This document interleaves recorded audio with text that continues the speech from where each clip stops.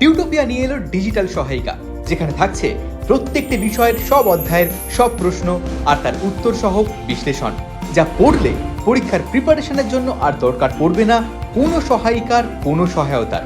তাই মানে বইয়ের আর কোনো মানে নেই। টিউটোপিয়ার ডিজিটাল সহায়িকা পেতে লক্ষ্য রাখো টিউটোপিয়া লার্নিং অ্যাপের ইউটিউব চ্যানেলে। হ্যালো বন্ধুরা, টিউটোপিয়া লার্নিং অ্যাপের ইউটিউব চ্যানেলে তোমাদের সবাইকে স্বাগত জানাই। আমি জয়জিৎ স্যার। এই ভিডিওতে আজকে আমরা আলোচনা করব ভৌতবিজ্ঞান ও পরিবেশ বিষয়ের এক গুরুত্বপূর্ণ অধ্যায়, পরমাণুর নিউক্লিয়াসের সব রকমের প্রশ্নোত্তর। এর বাইরে না তোমাদের পরীক্ষায় কিছু আসবে, না তো আলাদা করে তোমাদের কিছুই পড়ার দরকার পড়বে। অর্থাৎ মানে বইয়ের আর কোনো মানেই নেই, দরকার নেই কোনো সহায়িকার, কোনো সহায়তার। পরীক্ষা প্রস্তুতির জন্য টিউটোপিয়ার এই ভিডিওগুলোই তোমাদের জন্য যথেষ্ট হবে। আশা করি তোমরা নিশ্চয়ই এর মধ্যে এই অধ্যায়টা স্কুলে বা বাড়িতে গৃহশিক্ষকের কাছে পড়ে ফেলেছো বা নিজেরা কভার করেছো। যদি এখনো পড়া না হয়ে থাকে তবে টিউটোপিয়ার লার্নিং অ্যাপ থেকে এই অধ্যায়ের ভিডিওগুলো তোমরা দেখে পড়ে ও বুঝে নিতে পারো, কারণ সেখানে খুব সুন্দরভাবে সহজে এই পরমাণুর নিউক্লিয়াস অধ্যায়ের সমস্ত টপিক তোমাদেরকে বোঝানো হয়েছে। ওটা একবার খুঁটিয়ে দেখে পড়েও বুঝে নিলে পরমাণুর নিউক্লিয়াসের যাবতীয় কনসেপ্ট কিন্তু তোমাদের পুরোটাই ক্লিয়ার হয়ে যাবে। তো আগে ওটা পড়ে কনসেপ্ট ক্লিয়ার করে তারপরই এই ভিডিওটা তোমরা দেখবে। তাহলে আমি ধরে নিচ্ছি অধ্যায়টা তোমাদের পড়া। এবার দেখো একটা অধ্যায় থেকে, এই অধ্যায় থেকে কি কি ধরনের প্রশ্ন তোমাদের পরীক্ষায় আসতে পারে। তো আমরা একটু দেখে নিই আমাদের এই অধ্যায়ের কি কি প্রশ্নের আলোচনা আমরা করব। প্রথমত আসতে পারে, তো তোমরা জানো যে বহু বিকল্প ভিত্তিক প্রশ্ন বা এমসিকিউ, এবং তোমরা তো এটাও জানো যে এর জন্য বরাদ্দ নম্বর থাকে 1 মার্কস করে। এছাড়া আসতে পারে অতি সংক্ষিপ্ত প্রশ্ন, যার মধ্যে থাকতে পারে শূন্যস্থান পূরণ, যার মধ্যে থাকতে পারে তোমাদের এক কথায় প্রশ্ন উত্তর বা সত্য মিথ্যা নির্বাচন ধরনের প্রশ্ন। এক্ষেত্রেও প্রতিটা প্রশ্নের মান 1 নম্বর হয়। আর রয়েছে সংক্ষিপ্ত এবং দীর্ঘ উত্তর ভিত্তিক প্রশ্ন উত্তর, যাদের নাম্বার 2 বা 3 হতে পারে। এক্ষেত্রে আবার 3 নম্বরের প্রশ্নটা বেশিরভাগ ক্ষেত্রেই দেখবে 2+1 এভাবে ভেঙে ভেঙে দেওয়া হচ্ছে। তাহলে এইটা যে আমরা আলোচনা করব সেটা কিন্তু এইভাবেই আমাদের গোটা ভিডিওতে এরকম ভাগে ভাগে পার্ট বাই পার্ট আলোচনাটা করা হয়েছে। তোমাদের সুবিধার ধরন অনুযায়ী এই গোটা ভিডিওটা প্রশ্নের ধরন অনুযায়ী এভাবেই কয়েকটা পর্বে ভাগ করা আছে। ভিডিওর নিচে টাইম লাইনে তোমরা সেই পর্বভাগটা দেখে নিতে পারো। তাহলে ভিডিওর কোথায় এমসিকিউ, কোথায় ভিএসএকিউ, কোথায় এসএকিউ এলএকিউ আলোচনা করা হয়েছে সেটা তোমরা খুব সহজেই খুঁজে নিতে পারবে। তাহলে চলো এবার প্রথমে দেখে নিই যে এই অধ্যায় থেকে কি কি বহু বিকল্প ভিত্তিক প্রশ্ন আমাদের আসতে পারে। তো শুরু করা যাক আমাদের এমসিকিউ প্রশ্নের আলোচনা বা বহু বিকল্প ভিত্তিক প্রশ্নাবলীর আলোচনা। দেখে নিই আমাদের প্রথম প্রশ্ন কি আছে। তেজস্ক্রিয়তার এসআই একক কোনটি? তেজস্ক্রিয়তার এসআই একক বর্তমানে নেওয়া হয়েছে বেকেরেল এই রাশিটাকে। হেনরি বেকেরেল বা অঁরি বেকেরেল, ফরাসি বৈজ্ঞানিক, তার নামেই এই নামকরণটা করা হয়েছে। সুতরাং আমার সঠিক অপশন হলো অপশন এ। আমরা চলে যাচ্ছি আমাদের 2 নম্বর প্রশ্নে। অতেজস্ক্রিয় মৌল কোনটি? এখানে নিচে কতগুলো মৌলের নাম দেওয়া রয়েছে দেখো, ইউরেনিয়াম, রেডিয়াম, প্লুটোনিয়াম এবং প্যালাডিয়াম। এর মধ্যে প্যালাডিয়াম হচ্ছে অতেজস্ক্রিয়। চলে যাই 3 নম্বর প্রশ্নে। সর্বাধিক সংখ্যক আইসোটোপ বিশিষ্ট মৌলটি হলো, অর্থাৎ কোন মৌলের সবচেয়ে বেশি আইসোটোপ প্রকৃতিতে আছে? এর উত্তর হচ্ছে টিন। টিন মৌলের সবচেয়ে বেশি সংখ্যক আইসোটোপ প্রকৃতিতে পাওয়া যায়, এবং সব আইসোটোপ অবশ্য প্রাকৃতিক নয়, ল্যাবরেটরি বা গবেষণাগারেও বানানো অনেক আইসোটোপ রয়েছে এর। 4 নম্বর প্রশ্নে আসছি যে কেমোথেরাপিতে ব্যবহৃত রেডিও আইসোটোপটি হলো। তো খুবই সহজ উত্তর যে কোবাল্ট-60, এটা কেমোথেরাপির কাজে ব্যবহৃত অন্যতম গুরুত্বপূর্ণ একটা রেডিও আইসোটোপ। 5 নম্বর প্রশ্নে আসছি কোন তেজস্ক্রিয় মৌলের অর্ধজীবনকাল সবচেয়ে বেশি? কোন তেজস্ক্রিয় মৌলের অর্ধজীবনকাল সবচেয়ে বেশি? অর্ধজীবনকাল কি না, যে সময় পরে কোনো তেজস্ক্রিয় মৌলের পরিমাণ নমুনাটার মধ্যে অর্ধেক হয়ে যায়। অর্থাৎ 1 কিলোগ্রাম ইউরেনিয়াম যে সময় পরে 1/2 কিলোগ্রাম ইউরেনিয়ামে পরিণত হবে, বাকি 1/2 কিলোগ্রাম সীসা বা অন্যান্য পদার্থে পরিণত হয়ে যাবে। তো এই তেজস্ক্রিয় মৌলের মধ্যে পোলোনিয়ামের অর্ধজীবনকাল সবচাইতে বেশি। চলে আসছি 6 নম্বর প্রশ্নে। আলফা কণা নিচের কোনটি? তোমরা জানো আলফা কণা হচ্ছে He++ আয়ন, অর্থাৎ হিলিয়াম পরমাণুর যে নিউক্লিয়াসটা সেটাই হচ্ছে আলফা কণা। চলে যাই 7 নম্বর প্রশ্নে। কোন রশ্মির ভেদন ক্ষমতা সর্বাধিক? আলফা না বিটা, না আলফা ও বিটা, না গামা? তো ভেদন ক্ষমতা সবচেয়ে বেশি কোন রশ্মির? যার গতিশক্তি সবচেয়ে বেশি, অর্থাৎ গামা রশ্মির ভেদন ক্ষমতা সর্বাধিক। পরের প্রশ্নের উত্তর এর সঙ্গেই লুকিয়ে আছে। কার গতিশক্তি সর্বোচ্চ? না, এই যে গামা রশ্মি। গতিশক্তি যা সর্বোচ্চ, তার ভেদন ক্ষমতাও সর্বোচ্চ। চলে যাই 9 নম্বর প্রশ্নে। কোন রশ্মি তড়িৎ চুম্বকীয় বিকিরণ? আলফা না বিটা না গামা নাকি আলফা ও বিটা একত্রে? তো তড়িৎ চুম্বকীয় বিকিরণ হচ্ছে একমাত্র গামা রশ্মি, এটা তো আমরা জানি। সঠিক উত্তর সি। 10 নম্বরে গেলাম। কোন রশ্মির গ্যাস আয়নায়ন ক্ষমতা সর্বাধিক? তো এদের মধ্যে গ্যাসকে সবচেয়ে ভালো আয়নিত করতে পারে আলফা। যার ভরবেগ বেশি সে গ্যাসকে আয়নিত করতে পারে সহজে, কারণ সংঘর্ষের ফলে তার ইম্প্যাক্ট অনেক বেশি হয়। তাহলে সঠিক উত্তর হচ্ছে আলফা। 11 নম্বর প্রশ্নের উত্তর ওখান থেকেই পেয়ে যাচ্ছি। কোন রশ্মির ভরবেগ সর্বোচ্চ? না, ওই আলফা রশ্মি। ভরবেগ বেশি বলেই না তার ভেদন ক্ষমতা বেশি, এই গ্যাস আয়নায়ন ক্ষমতা বেশি। 12 নম্বর প্রশ্ন। কোন রশ্মি তড়িৎ ক্ষেত্র দ্বারা বিচ্যুত হয় না? মনে করো একটা উৎস আছে, এখান থেকে আলফা বিটা গামা 3 রকম রশ্মি বেরিয়ে আসতে পারে। এটা একটা ঋণাত্মক আধান বিশিষ্ট পাত, এটা একটা ধনাত্মক আধান বিশিষ্ট তড়িৎবাহী পাত রাখা আছে। তো এই পরীক্ষাটা করলে দেখা যাবে যে কিছু কণা এই ঋণাত্মক যে পাতের দিকে বেঁকে যাচ্ছে, ওগুলো হচ্ছে আলফা কণা, কারণ ওদের আধান হচ্ছে ধনাত্মক He++ আয়ন। কিছু কণা দেখা যাবে এই প্লাস প্লেটের দিকে বেঁকে যাচ্ছে, ওগুলো হচ্ছে বিটা কণা, কারণ বিটা কণার আধান ঋণাত্মক। আর কিছু রশ্মি দেখা যাবে সোজা বেরিয়ে যাচ্ছে, ওটা হচ্ছে গামা রশ্মি। ঠিক আছে, এই ছবিটা তোমরা মনে রাখতে পারো, তাহলে কে কোন দিকে বিচ্যুত হয় সেটাও মনে রাখতে পারবে। আলফা কোন দিকে বিচ্যুত হয়, গামা বিটা কোন দিকে বিচ্যুত হয়। তো যাই হোক, এখানে তাহলে উত্তর আমরা পেলাম তড়িৎ ক্ষেত্র দ্বারা বিচ্যুত হয় না গামা রশ্মি। আর ক্যাথোড রশ্মি তো ইলেকট্রন কণারই স্রোত, ফলে এটাও ধনাত্মক তড়িৎদ্বারের দিকে বিচ্যুত হয়ে যায়। চলে যাই 13 নম্বর প্রশ্নে। কোন তেজস্ক্রিয় কণা সবচেয়ে ভারী? আলফা না বিটা না গামা না সবগুলো সমান ভারী? এর উত্তর তো তোমাদের হয়তো জানাই আছে। আলফা কণা সবচেয়ে ভারী হয়। আলফা কণার ভর প্রায় 4 AMU হয়। চলে যাই 14 নম্বর প্রশ্নে। বিটা রশ্মির ভেদন ক্ষমতা আলফা রশ্মির তুলনায়। বিটা রশ্মির গতিবেগ যেহেতু আলফা রশ্মির চেয়ে অনেকটাই বেশি, তাই ভেদন ক্ষমতাও অনেকটা বেশি। মনে রাখবে, প্রায় 100 গুণ বেশি। গামা রশ্মির ভেদন ক্ষমতা তো আরো বহু গুণ বেশি। চলে যাচ্ছি 15 নম্বর প্রশ্নে। গামা রশ্মির ভর প্রোটনের সঙ্গে সমান নাকি নিউট্রনের সঙ্গে সমান না ইলেকট্রনের সমান না শূন্য? তোমরা তো জানো গামা রশ্মি এক প্রকার তড়িৎ চুম্বকীয় বিকিরণ, তার তো ভরই নেই, সুতরাং গামা রশ্মির ভর হলো 0। 16 নম্বর প্রশ্নে জিজ্ঞেস করা হচ্ছে পারমাণবিক চুল্লিতে কোনটি ব্যবহৃত হয়? এই প্রশ্নের উত্তর আমরা জানি।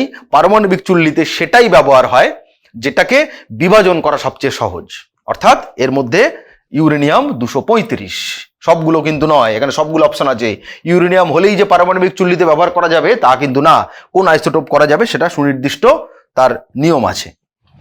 সূর্য ও বিভিন্ন নক্ষত্রের শক্তির উৎস নিউক্লিয় সংযোজন না নিউক্লিয় বিভাজন না কৃত্রিম মৌলান্তর নাকি শৃঙ্খল বিক্রিয়া? তো সূর্যে কি হয় না, হাইড্রোজেনগুলো সংযোজিত হয়ে হিলিয়াম উৎপন্ন করে, তার ফলে শক্তি উৎপন্ন হয়। সুতরাং সঠিক উত্তর হলো নিউক্লিয় সংযোজন।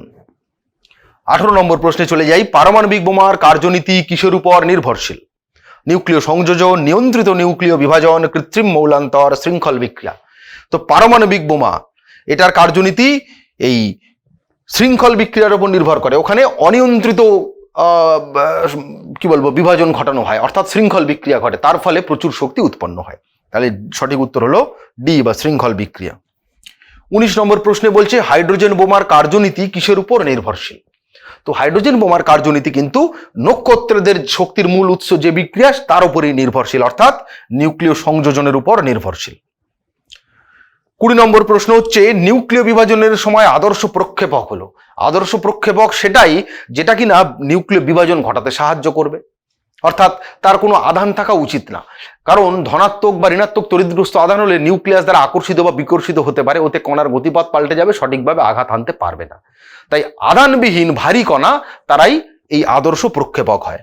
তাহলে এক্ষেত্রে এই চারটের মধ্যে আলফা বিটা পজিট্রন নিউট্রন, নিউট্রনই হচ্ছে আদর্শ প্রক্ষেপক, কারণ আলফার আধান আছে +2, বিটার আধান -1, পজিট্রনের আধান +1, নিউট্রনের কিন্তু আধান নেই, তাই এটাই হচ্ছে সবচেয়ে ভালো প্রক্ষেপক। তেজস্ক্রিয় দুর্ঘটনার জন্য যে কুখ্যাত যে শহরটি সেটি হলো চেরনোবিল, ফুকুশিমা, দুটিই কোনোটি না। তোমরা জানো এই দুটো শহরেই তেজস্ক্রিয় বিকিরণ ঘটেছিল, নিউক্লিয় দুর্ঘটনা ঘটেছিল, ফলে আমাদের সঠিক উত্তর হচ্ছে অপশন সি, দুটোই। 22 নম্বর প্রশ্নে আমরা দেখছি জাপানের কোন দুটি শহরে দ্বিতীয় বিশ্বযুদ্ধের সময় পারমাণবিক বোমা বর্ষিত হয়? এর উত্তর সবার কম বেশি জানা। তো আমরা আসছি হিরোশিমা ও নাগাসাকি, এটা হচ্ছে আমাদের সঠিক উত্তর। আমরা যাচ্ছি 23 নম্বর প্রশ্নে। এম পরিমাণ ভর সম্পূর্ণরূপে শক্তিতে পরিণত হলে কত শক্তি উৎপন্ন হবে? অনেকে এই প্রশ্নের উত্তরে ভুল করে হাফ এমসি স্কোয়ার লিখে ফেলো। তো সঠিক উত্তর কিন্তু মনে রাখতে হবে এমসি স্কোয়ার। ঠিক আছে, ভুল করে যেন হাফ এমসি স্কোয়ার লিখে ফেলো না, কারণ গতিশক্তি যদিও হাফ এমভি স্কোয়ার সূত্র, কিন্তু এখানে আইনস্টাইনের সূত্র আছে ই সমান সমান এমসি স্কোয়ার, সেই সূত্রটা এখানে প্রযোজ্য। সাধারণ পদার্থবিজ্ঞানের ধারণা এখানে প্রযোজ্য না। চলে যাচ্ছি 24 নম্বর প্রশ্নে।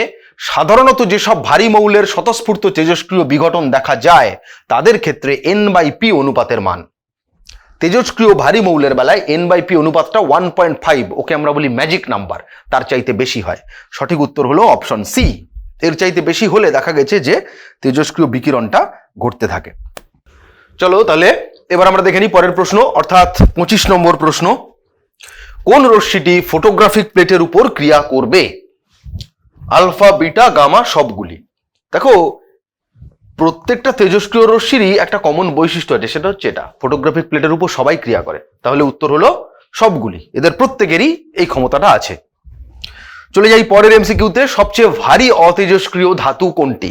সীসা, বিসমাথ, ইউরেনিয়াম না থোরিয়াম? এখানে সঠিক উত্তর হবে সীসা। বিসমাথ এর অনেক তেজস্ক্রিয় আইসোটোপ দেখতে পাওয়া যায়, তো সেই জন্য সাধারণত সবচেয়ে ভারী অতেজস্ক্রিয় ধাতু বলতে বিসমাথ সীসাকে বোঝানো হয়। তাছাড়া বিসমাথ এ ধাতব অধাতব ধর্ম আছে একসঙ্গে। একটি ইউরেনিয়াম পরমাণু সম্পূর্ণ বিভাজিত হলে কত শক্তি উৎপন্ন হয়? এখানে উত্তরটা মুখস্থ রাখবে।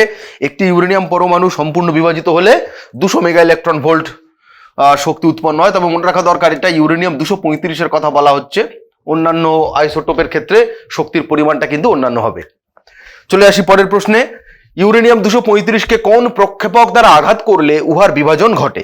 তাপীয় নিউট্রন, দ্রুতগতির নিউট্রন, প্রোটন নাকি যে কোনো ভারী আধান?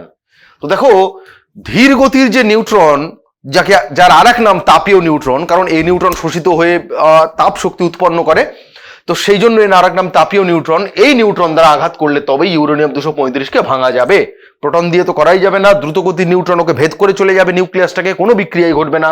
আর যে কোনো ভারী আধান হলে তো হবে না, ব্যাপারটা বোঝাই যাচ্ছে। চলে যাই 29 নম্বর প্রশ্নে। নক্ষত্রগুলির মূল জ্বালানি কি? হিলিয়াম না লোহা না অক্সিজেন না হাইড্রোজেন? তোমরা জানো যে নক্ষত্রগুলির মূল জ্বালানি হচ্ছে হাইড্রোজেন, যেগুলো সংযোজিত হিলিয়াম তৈরি করে। এটা হচ্ছে নক্ষত্রদের শক্তির মূল উৎস।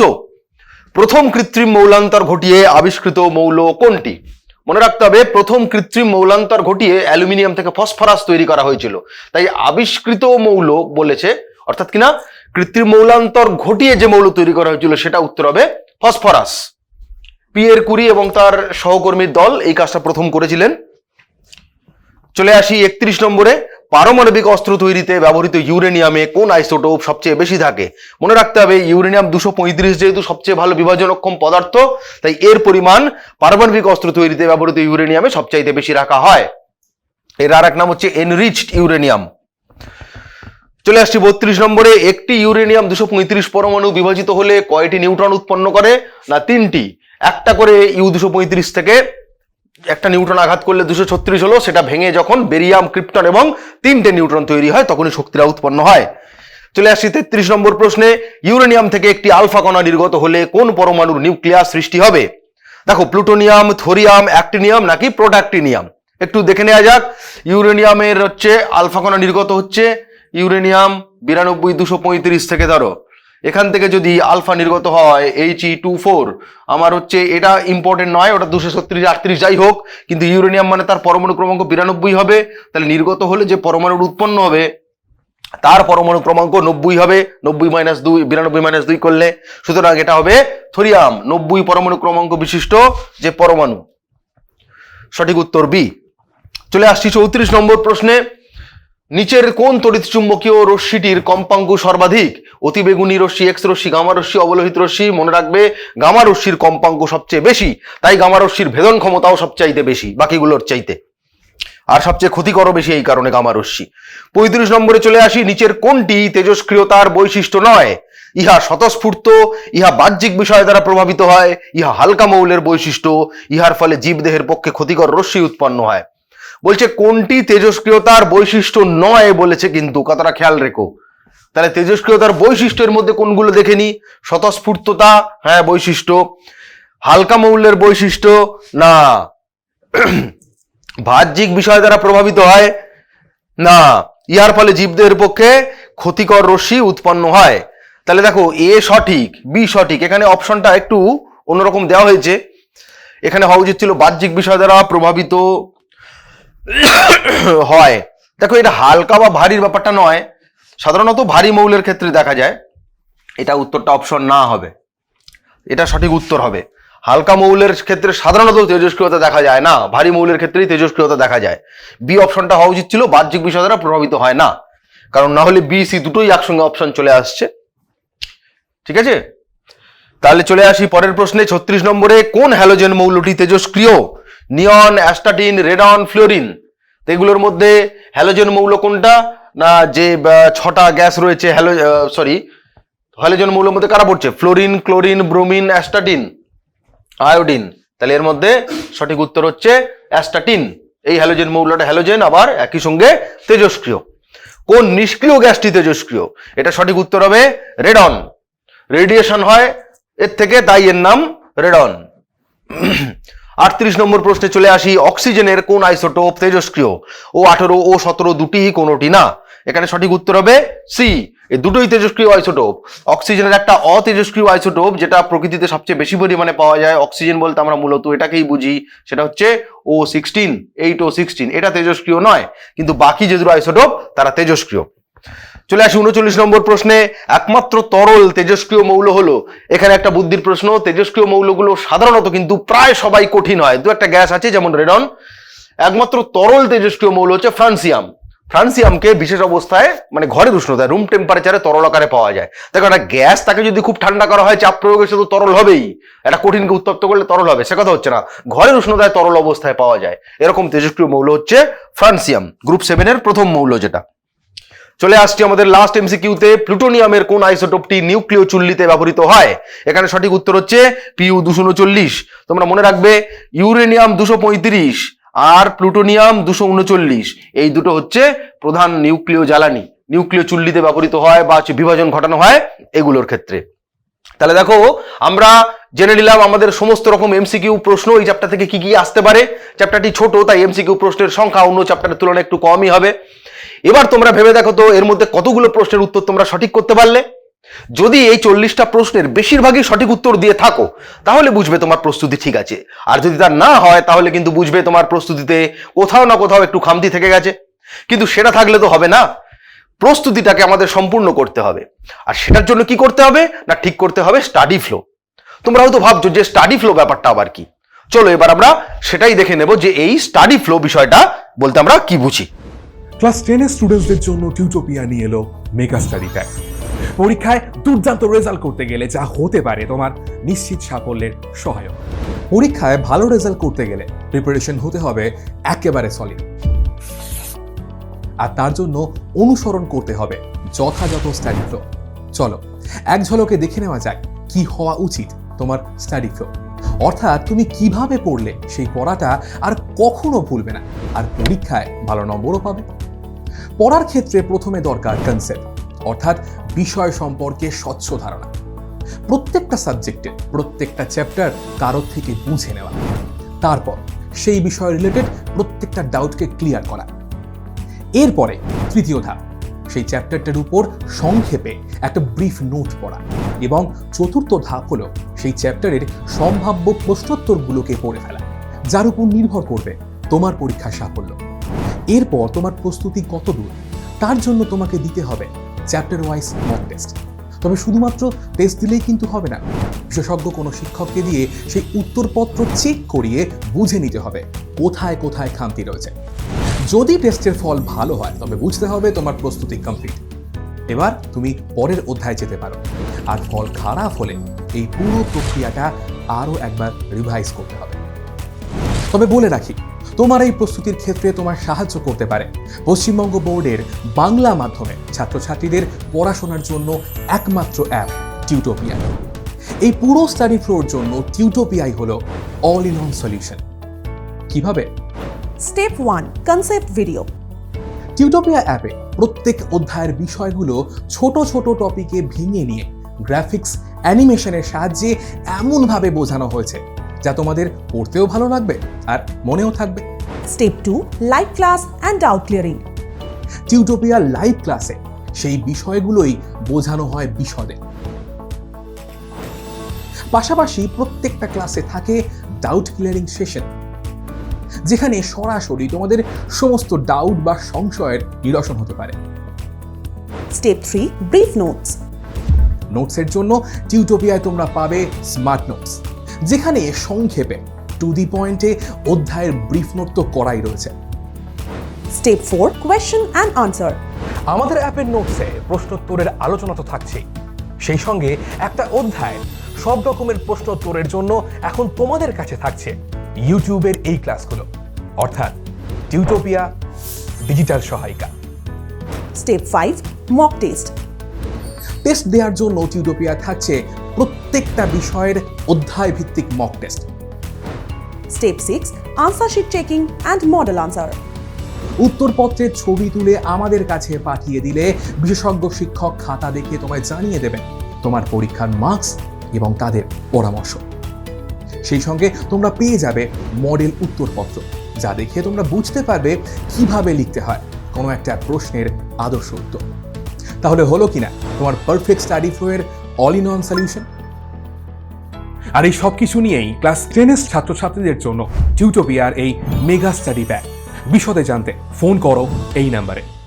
চলো বিভিন্ন ধরনের অতি সংক্ষিপ্ত প্রশ্নোত্তর আমরা আলোচনাতে ঢুকি। প্রথম আমরা নিচ্ছি কিছু শূন্যস্থান পূরণ করো এই জাতীয় প্রশ্ন, যেগুলো এই চ্যাপ্টার থেকে খুবই কমন। আলফা কণার ভর একটি প্রোটনের ভরের প্রায় বলে একটা এখানে দেখো অপশন দেওয়া রয়েছে, শূন্যস্থান পূরণ রয়েছে এত গুণ। তো মনে রাখবে একটা প্রোটনের ভর হচ্ছে, যদি আমরা 1 একক মনে করি, আলফা কণার ভর হচ্ছে 4 একক ধরা হয়, তাহলে আলফার ভর প্রোটনের ভরের প্রায় 4 গুণ। সঠিক উত্তর 4। পরের প্রশ্নে যাই, আলফা কণার আধান ড্যাশ একক। আলফা কণা হচ্ছে He প্লাস আয়ন, তাহলে আধান হয়ে যাবে +2 একক। 3 নম্বর প্রশ্ন, বিটা কণার ভর ইলেকট্রনের, বিটা আর ইলেকট্রন তো আসলে একই, শুধু গতিশক্তির পার্থক্য আছে আর ওদের উৎসটা আলাদা, তাহলে এদের ভর সমান, এদের আধান সমান, দুটোই সমান সমান। 4 নম্বর প্রশ্ন, বিটা কণার আধান হলো ড্যাশ, তা বিটা কণার আধান হচ্ছে ইলেকট্রনের আধানেরই সমান, অর্থাৎ -1.6 × 10⁻⁻19 কুলম্ব। চলি 5 নম্বর প্রশ্নে যাই, ড্যাশ মৌলের নিউক্লিয়ন প্রতি বন্ধন শক্তির মান সর্বোচ্চ হয়। মনে রাখবে নিউক্লিয়ন প্রতি বন্ধন শক্তির মান সবচেয়ে বেশি যে মৌলের, তাকে নিউক্লিয় সংযোজন বা নিউক্লিয় বিভাজন দুটোই করা সবচেয়ে কঠিন। মৌলটা হলো আমাদের সবার চেনা মৌল লোহা বা আয়রন। 6 নম্বর প্রশ্ন হচ্ছে, নিউক্লাইড থেকে একটি বিটা কণা নিঃসৃত হলে উহার ভর সংখ্যা ড্যাশ ও পারমাণবিক সংখ্যা ড্যাশ কমে যায়। এ তো সডিও ফাজানের সরণ সূত্র থেকে উত্তর পাওয়া যাবে। নিঃসৃত হলে ভর সংখ্যা কমে না, তাহলে 0 লিখব। আর পারমাণবিক সংখ্যা এখানে 1 একক বৃদ্ধি পায়, তাহলে লিখতে পারো যে -1 কমে যায়। প্রশ্নটা খেয়াল করবে, তোমরা মনে হতে পারে যে না বোধহয় প্রশ্নে ভুল আছে। ভুল না, ইচ্ছাকৃতভাবেই কিন্তু প্রশ্নটাকে একটু ঘুরিয়ে দেওয়া হয়েছে। তাহলে কমে যায়, আসলে তো কমে না, তোমরা জানো পারমাণবিক সংখ্যা 1 একক বাড়ে, কিন্তু বৃদ্ধি মানে ঋণাত্মক হ্রাস, তাই -1 কমে যায় বললে ওটা 1 একক বেড়ে যায় বোঝাচ্ছে। চলে যাই পরের প্রশ্নে। 7 নম্বর প্রশ্নে, নিউক্লিয় চুল্লিতে মডারেটর হিসেবে ব্যবহৃত হয়, এটা হচ্ছে ডিউটোরিয়াম অক্সাইড, D2O বা ভারী জল বলবে। 8 নম্বর প্রশ্নে চলে যাই, U9238 থেকে আলফা নির্গত হলে কি হয়।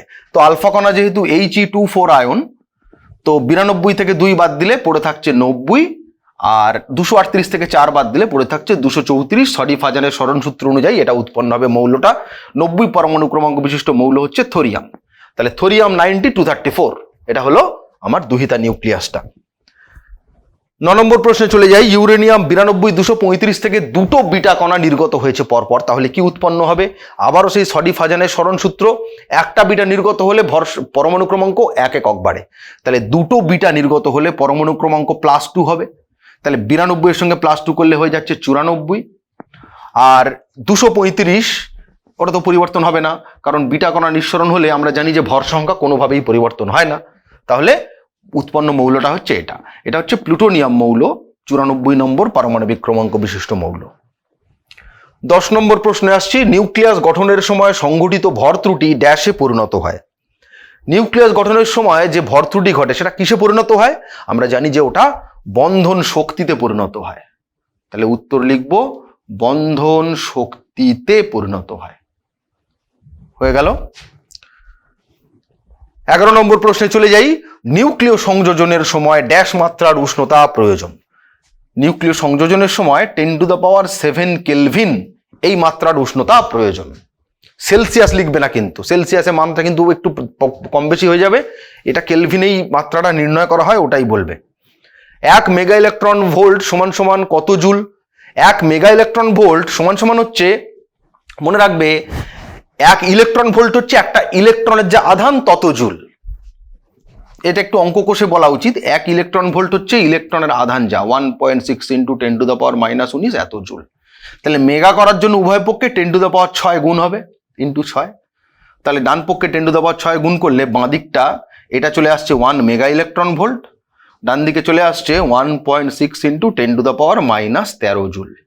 ছোট্ট একটা অঙ্ক, এইটাই হচ্ছে আমাদের উত্তর। এই যে এখানে বসবে শূন্যস্থানে। ক্লিয়ার না? চলো দেখি 13 নম্বর প্রশ্নটা। নিউক্লিয় চুল্লিতে শক্তি উৎপাদনের জন্য ব্যবহৃত হয় নিউক্লিয় ড্যাশ জাতীয় বিক্রিয়া। তা শক্তি উৎপাদনের জন্য কি ব্যবহৃত হয়? না নিউক্লিয় বিভাজন জাতীয় বিক্রিয়া ব্যবহার করা হয়। নিউক্লিয় চুল্লির কথা যেহেতু বলেছে তাই আমরা বিভাজন বিক্রিয়ার কথাই বলবো, সাধারণত এটাই হয়। 14 নম্বর প্রশ্ন হচ্ছে, নিউক্লিয় চুল্লিতে নিয়ন্ত্রক দণ্ড হিসেবে ড্যাশ নির্মিত দণ্ড ব্যবহৃত হয়। কি দণ্ড ব্যবহৃত হয়? না আমরা পড়েছি যে গ্রাফাইট নির্মিত দণ্ড ব্যবহৃত হয়।